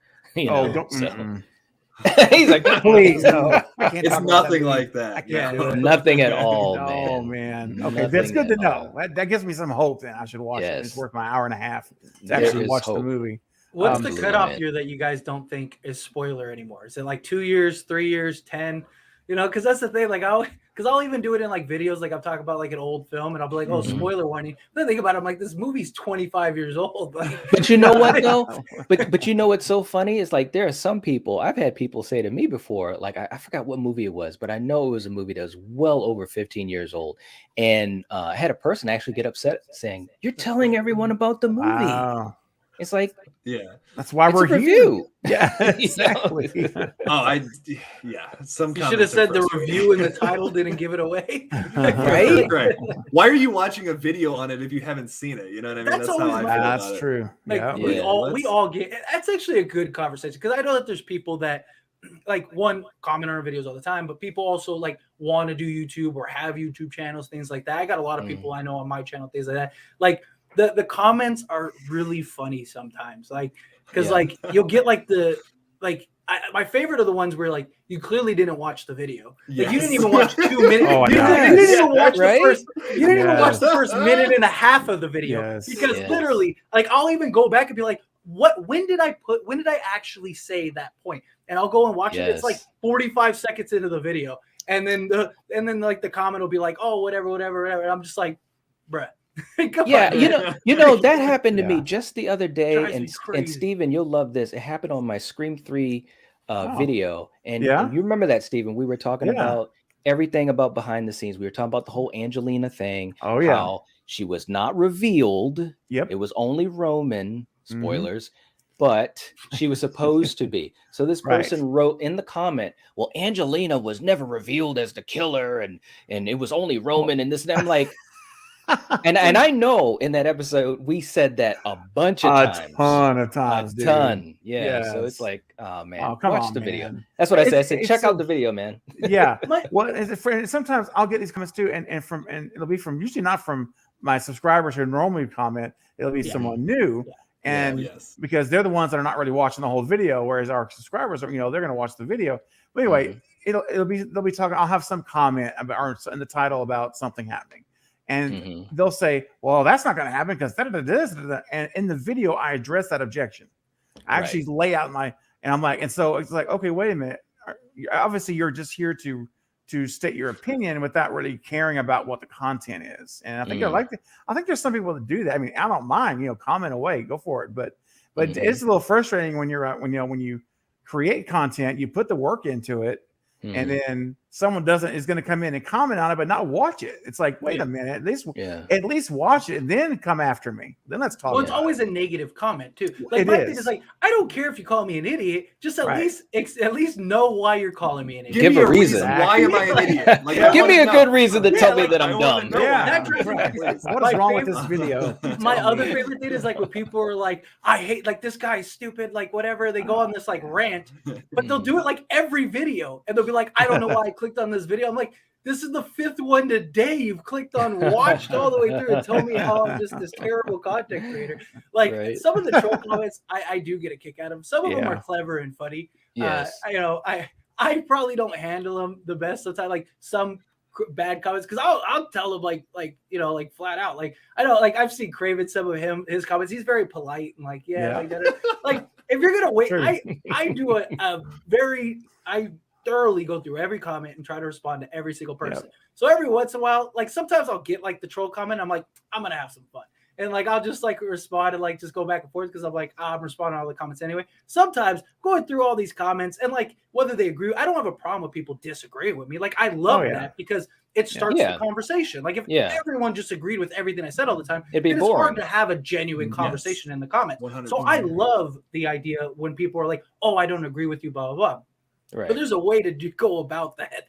And so like sometimes I'll get these comments and I'm just like, all right, I'm going to explain to this guy why he's an idiot. And I'm just like, and I know it's not good. I know I should like just ignore it, let it go. And I do for the most part. But every once in a while, there's a comment where I'm going to be petty right now. Yes. Right. Yeah. And I got to throw out one of these. So again, we're going to peel the curtain back a little bit so you guys know what we deal with as content creators that we pretty much don't share with you guys for good reason. Yeah. But one of the things that it drives me so nuts is I'll post a video and my Twitter handle will get slammed with, oh, you're just copying, boom, they'll name the creator. Oh, they did this yesterday. Quit ripping off their content, man. Do something original. And I'm thinking to myself, First of all, That's so frustrating. I know, that makes dude. me so that makes me so mad that people are doing that to you. Because, like, dude, Right. we're all talking about a movie that we don't own the rights to. Literally, Yes. every Exactly. single channel on here that is some kind of movie channel is talking about something we don't have the rights to. None of us are copying anything. No. Or if you want to take it that route, I guess we're all copying the filmmakers. who Right. make Right. these Yeah, movies. exactly. Like, that is the dumbest argument I have. Like, I get those the same things, and it's so stupid. It's so frustrating. And then people respond to that. Yeah. I'm like, really? I'm like, Mhm. and again, I don't engage in drama. I will not do it. I mean, I will leave one nice comment, like Fate was talking about on my, Yeah. but on Twitter, I'll just say something like, sorry that you feel that way. That's certainly not the case. Whatever. And well, and not to cut you off, but the other thing too is, in your videos, I mean, all of you guys, and I try to do it in mine too. I mean, we try to inject our own flavor into these topics because at the end of the day, when you're talking about movies, we're all playing in the same sandbox. That's you know what I'm saying? So, it's just like making a movie. Can a movie be truly original anymore? Not really, but you just put these little flares in there. You just try to put your own stamp on it. And when people get like that, it's like, dude, come on, man. You get your own channel and you could talk about it the way you want to talk about it. You know what I mean? Seriously. Yeah. I'm seeing Critical Overlord. We're talking about Critical Overlord in the chat. Kaon just mentioned him. So I get one of my first big criticisms of my page was something about like how, oh, you're just making videos similar to him. And like, dude, me and that guy are such good friends. We literally message each other all the time. And I'm like, yo, did you see the new Scream thing? And he's like, yeah. And we get all excited. We go back and forth, dude. Like, it's so funny. He recently sent me an early screening to go see Halloween Kills. He's like, dude, he's like, I don't know where you are in Ohio, but there's like a screening in Cincinnati for Halloween Kills, dude. You gotta go see it early. And I'm like, oh my god, I would love to, but that's a 3.5 hour drive for me. So no, we like Critical Overlord's wonderful. He's a great dude. No, he's a cool guy. Yeah, go subscribe. He's even sent me like some, because on Horror Breakdown I've talked some Jeepers Creepers stuff like that, and he's like sent me some images and it's like, I'm gonna post this later today, but if you want you could post it, go ahead. And I'm like, oh cool, nice. Thanks, man. Like, same here, man. Yeah, he's that's the thing, we're all in this community together. I mean, like, that's the thing, like, and that's, I mean, obviously you just have people that have nothing better to do than troll. Right. That's just exactly. You're gonna get that no matter what. At the end of the day, we're all friends. Like all these horror content creators, we all talk to each other. We're all friends. We all support each other's stuff. It's great. Absolutely. It's one of the best communities that I've ever been a part of. It really is. It really is. It's a good time to plug in the Podcast Now thing, because I mean, he even said he wanted to promote it and talk about it. We're all gonna Podcast Now, for those that don't know or those that do know, Podcast Now is doing a huge collaboration with all of the like Scream and horror community. Like, it's going to be all four of us as well as some other creators. There are still a few like Beyond the Mask that he's trying to get confirmation that should pop in, stuff like that. So it's like, it's awesome to see that stuff. Like all of us as creators coming together to like, why we're all like Jake said earlier with the sandbox thing. Like, we're all in the same sandbox. Like, like why? I just want to say, Knight did say that. Oh, Knight said that. Just give him credit. I think you're just copying him, dude. I'm just stop copying him. That's it. I've been ripping off Knight for years now. Cancel. That's so funny. But no, I mean, you got all of these different creators, man. And I think at the end of the day, and I know that's how I feel, especially with you guys and some of my other YouTube friends, we're all movie fans or horror fans, movie geeks, whatever you want to call it. And I don't know about you guys, but in my regular life, I only have a couple of people that I can really have discussions like this about these movies. So it's really cool to be able to talk to other YouTubers, other content creators, other viewers and so forth. That's where I can really like vent about Texas Chainsaw Massacre or Nightmare on Elm Street remake and stuff like that. And the other people will at least be able to listen and be like, okay, I got you. They may not always agree, but that's part of the fun, the discussion. So that's right. Yeah. And this, like I said earlier, disagreeing is great. We can have a dialogue, and you can make your case, I make mine.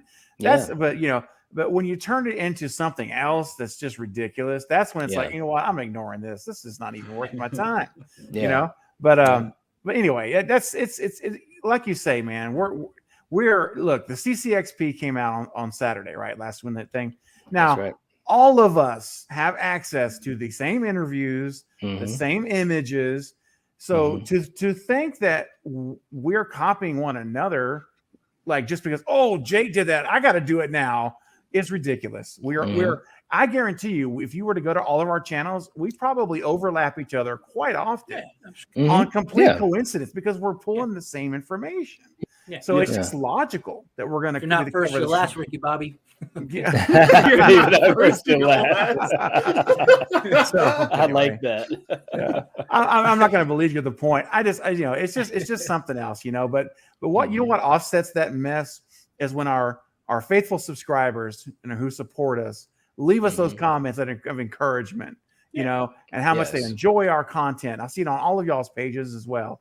And those are the things that just kind of add a little sauce on the menu. It makes you it helps keep you going, helps keeps you motivated. And so, you got to keep it in perspective.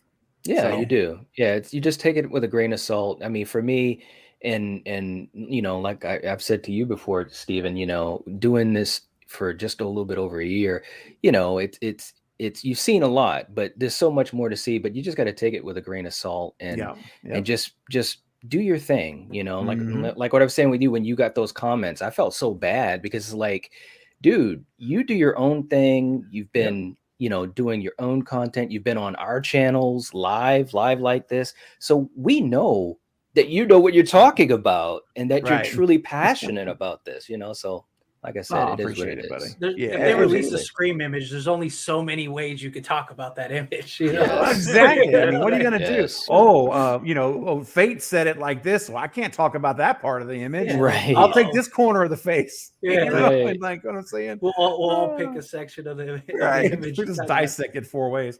Yeah. Right. Now, guys, I know that we're. Oh, go ahead, Jake. Were you gonna say something? Go ahead. I was just gonna I was going to change the subject because I was going to say we just got a comment a little while ago saying we have been kind of avoiding one of the biggest hot topics of the night. Stephen and Tyler especially. What is going on with Stu and Scream 5? What is up with that, man? I think we got to discuss that. I think we got to throw some gas on the fire. Did you guys see my video? Did you guys see the video that I posted? Where Matthew Lillard point blank just says, I am not in this film. I swear to God, I'm not in this film. Right. He didn't say, I'm not in this film and move on. He literally came back to the question, was like, I swear to God, I'm not in this film. Like, whether you believe in God or not, usually people use that as a way to say, like, I mean this. Like, usually when people are caught, putting it back and saying, like, no, I'm not in this film or whatever, it's usually that. I mean, Stu made it, or Matthew made an effort to say, like, get the point across. Like, I am not in this film. It wasn't just like, nah, like, no, of course I'm not in this film. But wouldn't it be sick if he was in this film now that he said that? Right. Because now I'm just gonna say this, man, and I don't wanna be that guy, but I will be that guy because we know like Benedict Cumberbatch saying that he wasn't playing Khan in Star Trek Into Darkness. You got Andrew Garfield, who he's either gonna be the most popular actor when Spider-Man comes out, or everyone's gonna be like, dude, you really are a great actor, because he is swearing to God he is not in that movie. So we'll have to see about that, but maybe there's a chance, right? Well, maybe there's a chance for Stu. I think there is a chance, and I'll say it like this: if you were going to be the individual that's going to be the largest, the biggest pivot of shock to the entire film with the reveal, you would not ever say you're in the movie. The whole movie, if he's in it, it's going to be the twist of all twists at the end. I will literally stand up and shout in the theater and clap because I hope you record yourself. I will literally do it. I don't care what anybody says. I will clap and shout right at that scene. But here's the thing. Matthew Lillard will be crying. Oh, I know. Sorry. I'm going to get so much hate for it. Like, and I even said that in this video. In that video, I was like, look, I will be the first one to admit that I am wrong. And I said, I am very well ready to take on just all the hate that I'm going to get from people that are like, you're an idiot, you don't know what you're talking about, go sit down. I was like, I know it's going to come. It's coming for me. They'll probably make Newsweek articles about how Fate decided is a moron. Like, it'll be like, the title would be The Biggest Moron on YouTube. The internet's dummy. And I'm ready for it, but it's not gonna, it's just not, okay. like you guys just said, why would he say that he was in the film, right? If he would not say I'm in the film. Well, then why has he spent the last year and a half talking about how badly he wants in this film? Yeah, and that was my argument. That was my argument with people in the comments. No. People in the comments were like, "Well, he wouldn't say, he wouldn't say that he's in the movie. Like, there's no way he would say he's in the movie." And I'm like, "Yes, but he has said that he wants to be in the movie for the last year and a half. Every time that guy has a microphone in front of him, he's like, I want to be in Scream 5. Like, there's no way the studio would let him do that if he even had a cameo in this movie, because it would just completely ruin it and take people out of it. I tell you, he's not going to be in this film. It makes no sense. It's been 25 years, and I even had somebody. They were making a pretty decent argument. They were like, "Oh, so let him go." They were like, "That's it. Let's strap in." Okay, no, but you had I've had people like try to. I have yet to have anybody explain a realistic argument. Like, people are like, he could have been in a psych ward. He could have been this. Stu Macher was one of the partners to one of the biggest horror sprees. I mean, the media coverage was insane for back in '96. If Stu Macher survived, there would have been newspaper articles. It would have been in Gail Weathers' book. It would have been. I mean, there's no way you can have Stu just not even have a mention the last 25 years and then put him into the film. Not to mention all of the production and movie standpoints. You're talking about just strictly from a story perspective. You're telling me that nobody knew that this guy lived?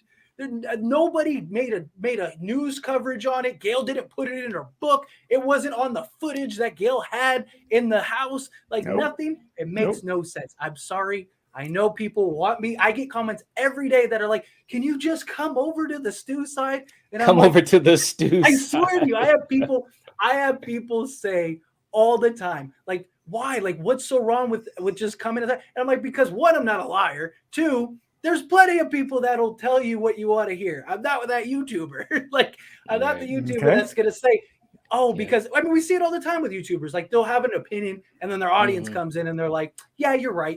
No, you're wrong. I'm sorry." Like, I'm wrong all the time, and I'm the first to say, you know what, I was wrong. We were wrong about the trailer and the blood drops, right? And I was telling people, I even made a whole video. I did too. I saw that. Yeah, I did too. And just to clarify, because I believe in transparency. And I'm always going to be the transparent one. I'm always going to. I'm sorry. There is nothing broken over here, baby. My heart is rock solid. I'm just waiting for my turn. I want Fake to get it all out. I want it all out, so then I can respond. So no, go ahead, keep going. Get it all out. But it's just moral of the story from the story standpoint. I explained why it makes no sense. From a production standpoint, this is new producers, directors, writers, studios, everything. They want to make their own movie. This movie isn't even centered around Sydney. If you're going to have Stu Macher in this film, Sydney needs to be the focus. It would have been a great conclusion to her story. Have him return, they face off one last time, and then that's the end of Sydney's story. However you go about it. But she's not. It's Sam. Sam is the new final girl that they're setting up to continue the franchise. They want to go with further franchises. There's no point in having Stu in an hour. So you got to figure an hour. Let's just call it a 2-hour movie. Yeah. You have 15 minutes of credits, and you probably have 10 to 15 minutes of the opening scene. So you really have like an hour and 20 minutes to character develop all the characters, tell all the story, do the Ghostface, introduce the OG3, add in whatever surprise characters there's going to be that we don't know about, that are just likely just throwaways and kill-offs. And then to incorporate Stu, as soon as he hits that screen, everything else just got forgotten. Nobody cares about Sam or anything. Everybody's just caring about Stu and what is going on with him and his direction. And how do you ever truly move on? I love this, man. I'm just letting me know, man. Steve, hey, look, I love it because Steven is sitting back like, yep. Oh my God. I don't disagree with that, but I have a reason for that. Even the crazy. I'll let you get to this in a second. This is good content for people. Fate, you were amazing. That's right. Thank you. I'm sweating right now. I'm literally sweating. Oh, your arms are heavy. I'm waiting for the vomit on his sweater already. No, but even from like people, because people, that's another argument. People be like, well, Craven and Kevin wanted it. Well, they didn't do it. They scrapped it. They thought it was a terrible idea. Like that. That's what happened. Yeah. No, part of it. Yes. Part of it. They did not happened. think it was a terrible idea. Yeah. Columbine. Wes Craven did not like the idea when it was presented to him.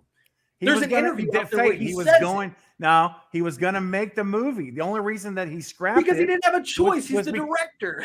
Because it was the Columbine situation. Yes, that was one done, of the reasons. That was one of the reasons. Yes. But the Weinsteins didn't like the idea, and neither did Wes Craven. Kevin Williamson already had the story. That's why they made changes. You can look it up. There's an interview where Wes Craven talks about it, and he says I wasn't keen on the idea, and I'm glad it got changed. But go ahead, Craven, your turn. Wow. Fate, my friend.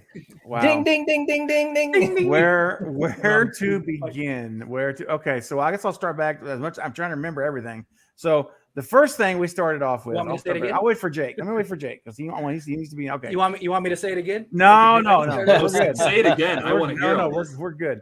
So, okay, here's the thing. You said a year and a half ago the marketing started. I mean, a year and a half ago, Stu started the campaign that he wasn't in the movie. Absolutely 1,000% agree. And a year and a half ago is about the time they decided to make this movie, which nice coincidence that it happens about the same time. And one word about all of this is what's the biggest word about Scream 5 is misdirection. And I believe that, and Jake, you get ready, man. Settle in, buddy. I see that. He's like, I got my food. I'm ready. Get your popcorn ready. So here's the thing. Matthew Lillard, that does not affect it whatsoever. He's going to say he wants to be in the movie. What better way to misdirect than to say, oh, I wish I could be in the movie. I've seen all of his stuff at the panels. He always is talking about it. Absolutely. I agree with you 100%. But see, I interpret it differently. I see that as him doing what he should do if he was in the movie. And then now what happens? This guy says, are you in the movie? Now we're getting close to doing it. And he says, no, I'm not in the movie. Again, misdirection. That's what I would expect. So that to me doesn't really affect anything. Now, you talk about having a realistic story. Well, I will, I'm trying to think about one at a time. So here's the thing. Gosh, I should have stopped you at each point. I'm just eating my cake, man. Well, that's it, man. Eat your cake, eat your popcorn. I'm getting a live Craven Something Scary right now video. It's great. Like this is the best. It is content. great, man. Absolutely, It is great. So, all right. So let me hear. And Denisha, Fate's not killing me. He put up a very good argument. I'm far from dead. I am far from dead. Let me tell you what. I have a strong pulse. This is the last Lethal Collective episode after this. Why did you and Craven break up? The breakup. Why did you and Craven break up? This is fun. So, all right, it's fun. So here's the thing, man. Stu survives Scream 1. He is in his parents have money. We know that because he lives in a house in wine country. They got a boat in the front yard. We know on the garage. We know it's the family of means. So what do? They hire the OJ team equivalent of a dream team. They go to court. They plead all of his psychological things. They bring it all out, whatever. So he gets confined to a psychiatric facility, let's just say, where it's criminal, it's for criminals. And he's there for 25 years. During this period of 25 years, there are always fans. People, as we know, there are fans. There are people that write prisoners who idolized Charles Manson and all these other people. So we know that happens. Yeah. So during the course of time, he gets communications through mail, maybe through email if they allow. Because remember, this won't be a prison, but it will be a psychiatric facility. And by the way, all this time, Stu's on his best behavior. He is trying to get back out. So he is doing everything right. He's following the program. And they begin to give him privileges. He begins to earn the trust of the people. Look, we're talking 25 years here, right? So he does what he's supposed to do. Well, during this portion of time, he's getting mail from fans that loved what happened and they wanted to continue and they want to be a part of it. And what can they write in code so that no one can understand what they were saying and only they understand it. So 25 years later, it comes time for now. Stu is out there in the front. He's in the yard. He's in the front of the yard of the place where it's much less security, easier access. He's doing his chores, his duties. He's a trustee at this point. So he has a lot of freedom. So he's out there, and what happens? Well, his fans come and they grab him. It's a snatch and grab, and they snatch Stu and they're gone. They're just out of there. And then at this point now becomes the mastermind, and these kids writing him letters. Well, one of them's name is Liv, and one of them may be Richie. One of them could be Amber. Could be. And all of a sudden now they are all in to finish what was started. They want to continue to do this. Now, why in the world wouldn't there be news reports all about Stu being alive? Well, I'll tell you why. Because Scream 2 happens 2 years later. You're not going to have news headlines about a crime from 2 years ago. They've moved, the news circuit's moved on. We would not see those news articles because they're already done and they're over with. He's off and basically in prison. There's nothing to talk about. Why didn't Stu and why didn't Dewey and everybody talk about him? Why talk about someone you know is in prison? I'm not going to get together and just reminisce and say, "Oh, I'm glad Stu's in prison." I mean, it's over. It's in the past. There's no reason. There's nothing. The only reason to talk about him is if something new developed, like him breaking out or something like this. So that's my response to that. And as far as the news headlines, that's easily resolved with the 2 year gap. So that is what I see happening here. I see if this happens again. Everyone understand. I'm not saying this is what's going to happen, but I'm saying I hope it does, and this is what I hope would happen. And then here's another thing. So let's go. Thank you, Marion. That's right. So here's the thing. Another one that Fate you mentioned. Character development. We've only got an hour and 45 minutes, and you're absolutely right. If we bring Stu into this picture anywhere, everyone's going to be like, "Oh my gosh," and forget. Who cares about Sam? Who cares about these people? That's why you don't bring him in to the very last minute of the film. In fact, like a Luke Skywalker in Force Awakens. Yes, exactly right. You don't do that earlier. You hold out, and there's clues throughout the movie. There's subtle clues, but they're not overt clues. And so, it could end simply as someone at the very last scene, gets their phone out or they get a message. Like let's say I don't care. Pick a name. Liv. I don't care. I'm just saying for the sake of argument. Liv is one of the Ghostface killers. She dies, and then her phone goes off, and someone looks down at it. Any of the actors, they look down and they look at the phone, and it says something like, "Call me when it's done, Stu." Bam. And the movie goes to end credits and you're on a cliffhanger. Now, guess what we're talking about for a year and a half? Oh my gosh. Now Stu Macher and not the movie. No. And not the movie that they're trying to make. Well, no, but see, here's why I disagree. If the first hour and 44 minutes is done correctly, yes, we're going to care about Sam or whoever the final girl is. I'm going to say, let's just say Sam. We're going to care about these new characters that survive. It's not going to be a distraction. It's going to be an addition because we're already going to say, "Oh, dude, Sam and Richie or Wes are going into Scream 6. Nobody cares about them. Nobody knows them. But they will. Well, here's one that I want to say one thing just because, and I didn't even think about this until I mentioned it a second ago. But like with Force Awakens, Luke came in at the very end, exactly. And of course, fans of Luke, we were like, "What? That's it?" But right.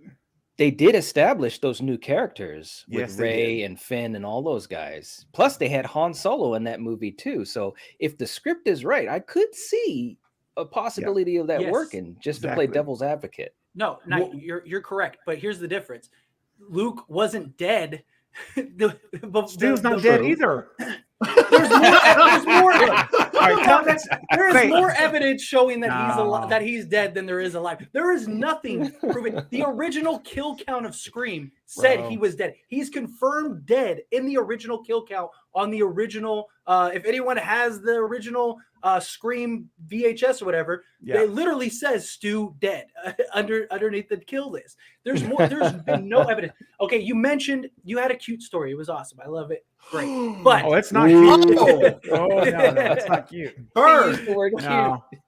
But how you mentioned like, oh, why would there be why wouldn't they mention Stu? Like, why wouldn't they mention Stu when the whole center of Scream 3 was about the connection to Billy and Stu. They didn't even mention Stu outside of like Billy and Stu killed him. They mentioned Billy several times. That would have been a great time to interject Stu in any capacity, because it was literally a full circle moment from the original. You didn't have anything like that. Why it's Scream 4? Why didn't they have any mention of him in that regards when they were doing a horror film club? Like, they had an entire set. They had all these obsessed fans. Don't you think somebody would have said, God, I can't wait till Stu is getting out of prison or a psych ward or whatever? Scream 2.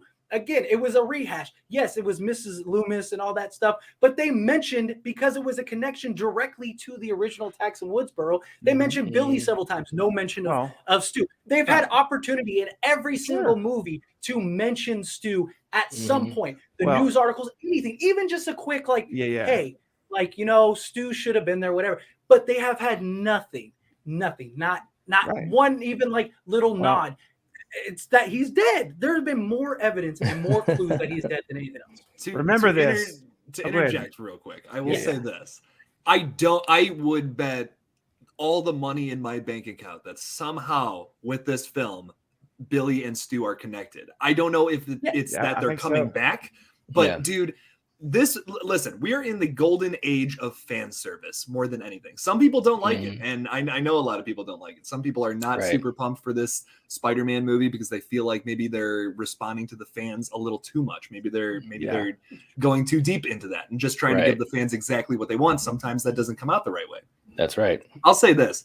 If it doesn't happen in this movie, they're planning to do it in a future movie, because dude, I mean, what better way to service your fans than to bring back some beloved characters that are dead? I don't even know if it's going to be Billy or Stu. What about like Randy? Like, fucking everybody loves Randy, dude.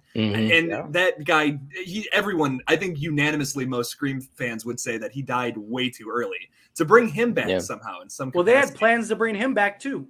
They were planning. Yeah, he was supposed to. He was going to end up going and his parents like hid him away or something along those lines. Right. And he was supposed to survive, but they didn't want to bring somebody back from the dead. Like, my point is they're gonna be they're going to influence the outcome of this new film somehow. Some way. I don't know how that's going to be, if it's because they're both still alive. I don't know, but for sure that's going to be a massive plot point in this movie. Look at Steve. I mean, this is kind of a stretch, but Sydney has a family now. She's married. She has a kid. I feel like that whole theme of family is going to be really, really relevant in this new film. And why I think the killers are somehow going to be related to either Billy or Stu. I think whoever it is, we have a bunch of new characters related to past characters, like the Meeks. We have the Meeks characters who are related to Randy by some capacity, probably because they're Heather Moderado's children. I'm telling you, whoever the killers are in this new movie are somehow going to be related to Billy or Stu.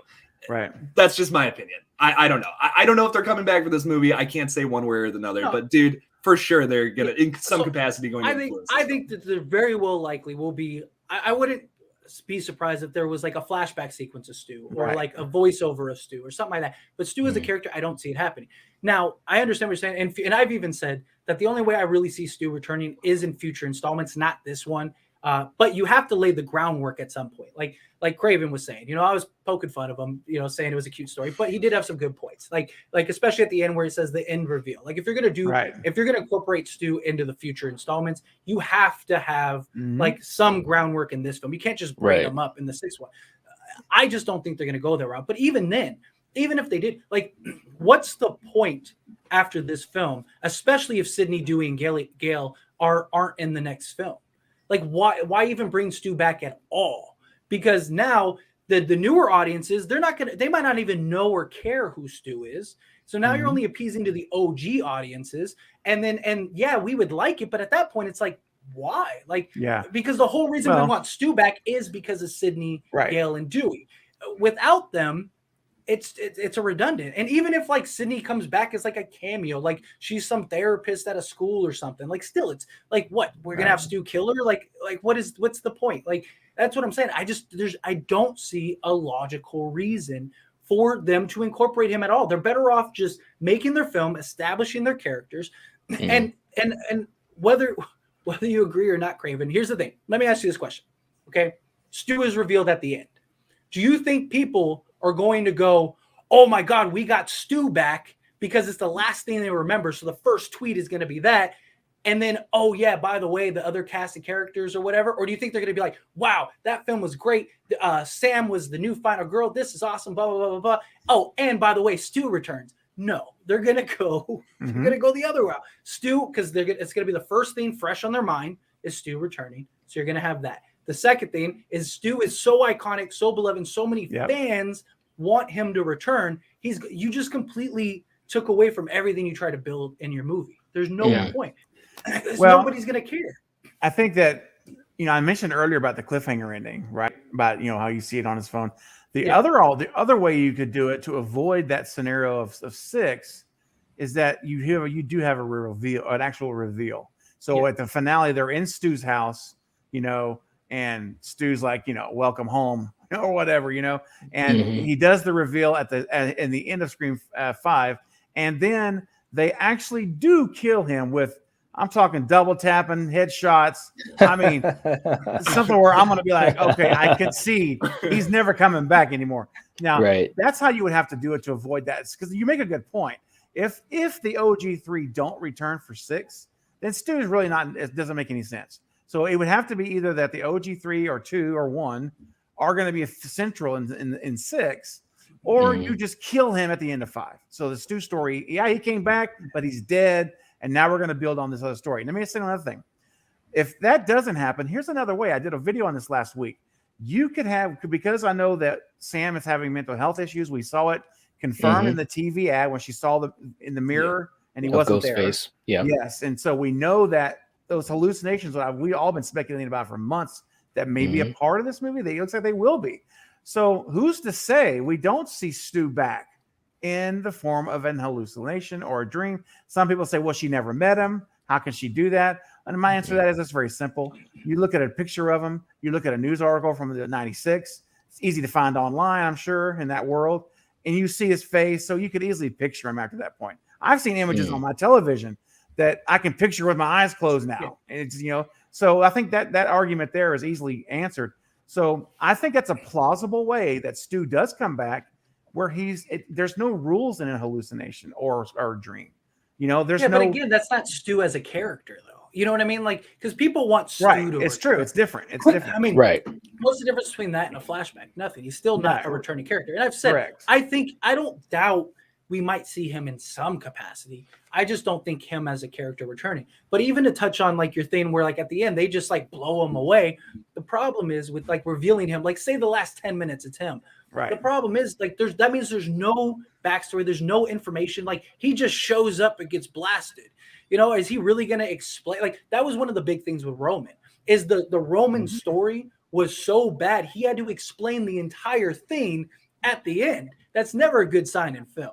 When the character has to explain in detail how we got to this point because the story was all over the place. So you're going to have this entire story. You're going to reveal Stu as the mastermind. He's going to come in and then what?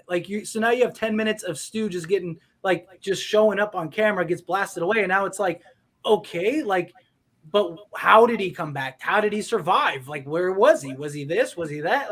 It just, there's so many questions that need to be answered. There are, but I believe with good writing, you can do it. I mean, Stu being right there saying, 25 years I've been waiting for this day. Finally got out of that facility. I'm so glad to be back home. I mean, you don't have to go into a long story. That tells us enough to get a little clue of what was been going on. And you also could see him kill his accomplices. The whoever the Ghostface killers are, he could kill them and instead of being Sidney that kills him, it could be him. But anyway, there's a lot of ways you could do it. No. Of course, I've always said with good writing and good storytelling, of course you could do it. I just think if Stu was to return, it's a film that has to be Jake. It's your fault. This is your fault. I wasn't going to go there tonight. And I know. the first episode, and you went there, dude. This is all my. This whole conversation is my. It fault. is. The Look, last look 30 what minutes you've are your fault. And you know what the worst part is Craven has the higher ground. Hey, man. You have the high ground, Stephen. I do have the high ground. Fate, I'll say this to cap this off because I think I don't know about y'all, but I'm starting to get tired. Me and Tyler, we gotta record a podcast after this. Yes, go yes. ahead. I also want to just say this. Did you see that picture of Skeet Ulrich? That's I actually talked about that. Yeah. You did? Okay. I wasn't sure if you saw that or not. Because dude, bro, they're a part of this film somehow. I don't know if that's if it's that they're coming back, but it's supposed to be the voiceovers because Tatum got asked, or not Tatum, but Rose McGowan got asked. McGowan. So I think, and I could be completely wrong, but I think that Sam's gonna have she's gonna hear kind of like in Scream 3 where Sydney heard Billy and Stu and all their voices, and how will you settle for a PG-13 type thing? I think we're gonna get something like that in this film, where you're gonna hear Billy's voice, in Sam's head or something like that. Or you're gonna get a scene where she's gonna have a voiceover or something like that. Personally, that would satisfy me if we got a Matthew Lillard voice cameo. What, Stephen, would that satisfy you if we just got that?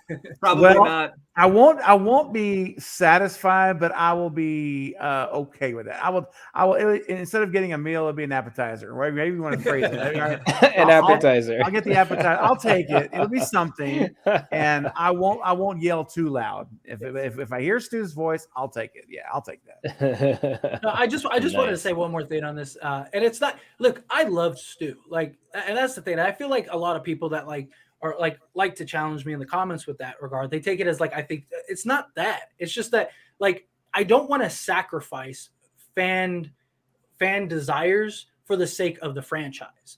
I don't want to lose realism and the basis of Scream just to appease fans. Of course, would I love to see Stu on screen? Absolutely. If Stu is on screen, I'm going to be just like everybody else. But and then after that, I'll be like, damn, I gotta go respond to everybody. I know, man. There'll be text messages going out dude, blowing up my phone right here, buddy. I know he's gonna be calling me I'll call you in the middle of the movie. I don't care. I'll talk while the movie's going on. Say, dude, but no, it's not. He'll call you up and put the phone up to the screen. Yeah, you hear this? Look at it. Steven's gonna go viral as the new meme. He's gonna be. I talked to Steven already about this, but I'm seeing Scream the first showing Thursday night that it comes out, and he's like, oh dude, I don't think I can see it till Friday. And I know when I get out of that theater, I'm gonna text all of you guys and just be like, who's seen it? Who the F has seen it? I gotta talk to somebody right now about it. Oh my god. I'm already I'm just so excited to talk about I this am movie. too, man. It's gonna be great. Yeah, I can't go. Well, unfortunately, you're probably because I have I don't think I have the very first one, but I have the one after that, whatever. Oh yeah. I'd have to look it up, but you'll see it before me regardless because you're 3 hours ahead of me. I didn't even. That's right. So yeah. So you'll see it regardless. Now I don't want you to spoil. I will not. No. I cross my heart. I will not spoil it for you. I do want you because you'll probably see it before all of us. I want you to send me either a smiley face emoji or a sad face emoji. Oh, and that'll let me know. And that'll let me know. No, don't do that. That's can't give it away. No. That'll let me know. I will message specifically just you, not the Yes. group chat. Yeah. I will give you. Don't message the group chat. I'm not. You know what? I'm not gonna make it. I'm not even gonna make it that easy to figure out. It's gonna be like an eggplant emoji or something. It's gonna be something really something fucking totally random. wacky. It's like what could this mean?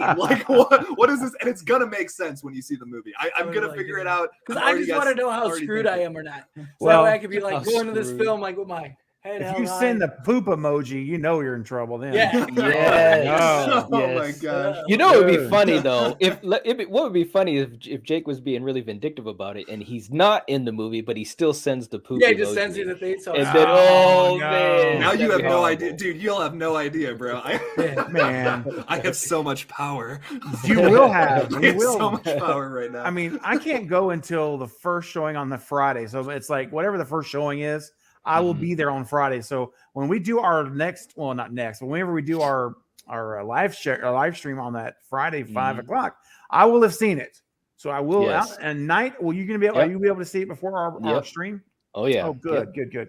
Dude, we're gonna melt the internet on that day. Yeah. Because we're gonna Hey, have a look. live stream on the 14th of January, Yep. dude, and we've all That seen it. week is gonna be nuts. And the thumbnail will be me and Jake in the background with popcorn, and you and Fate with a big VS. Yeah, just- There That's you what it's go. gonna be.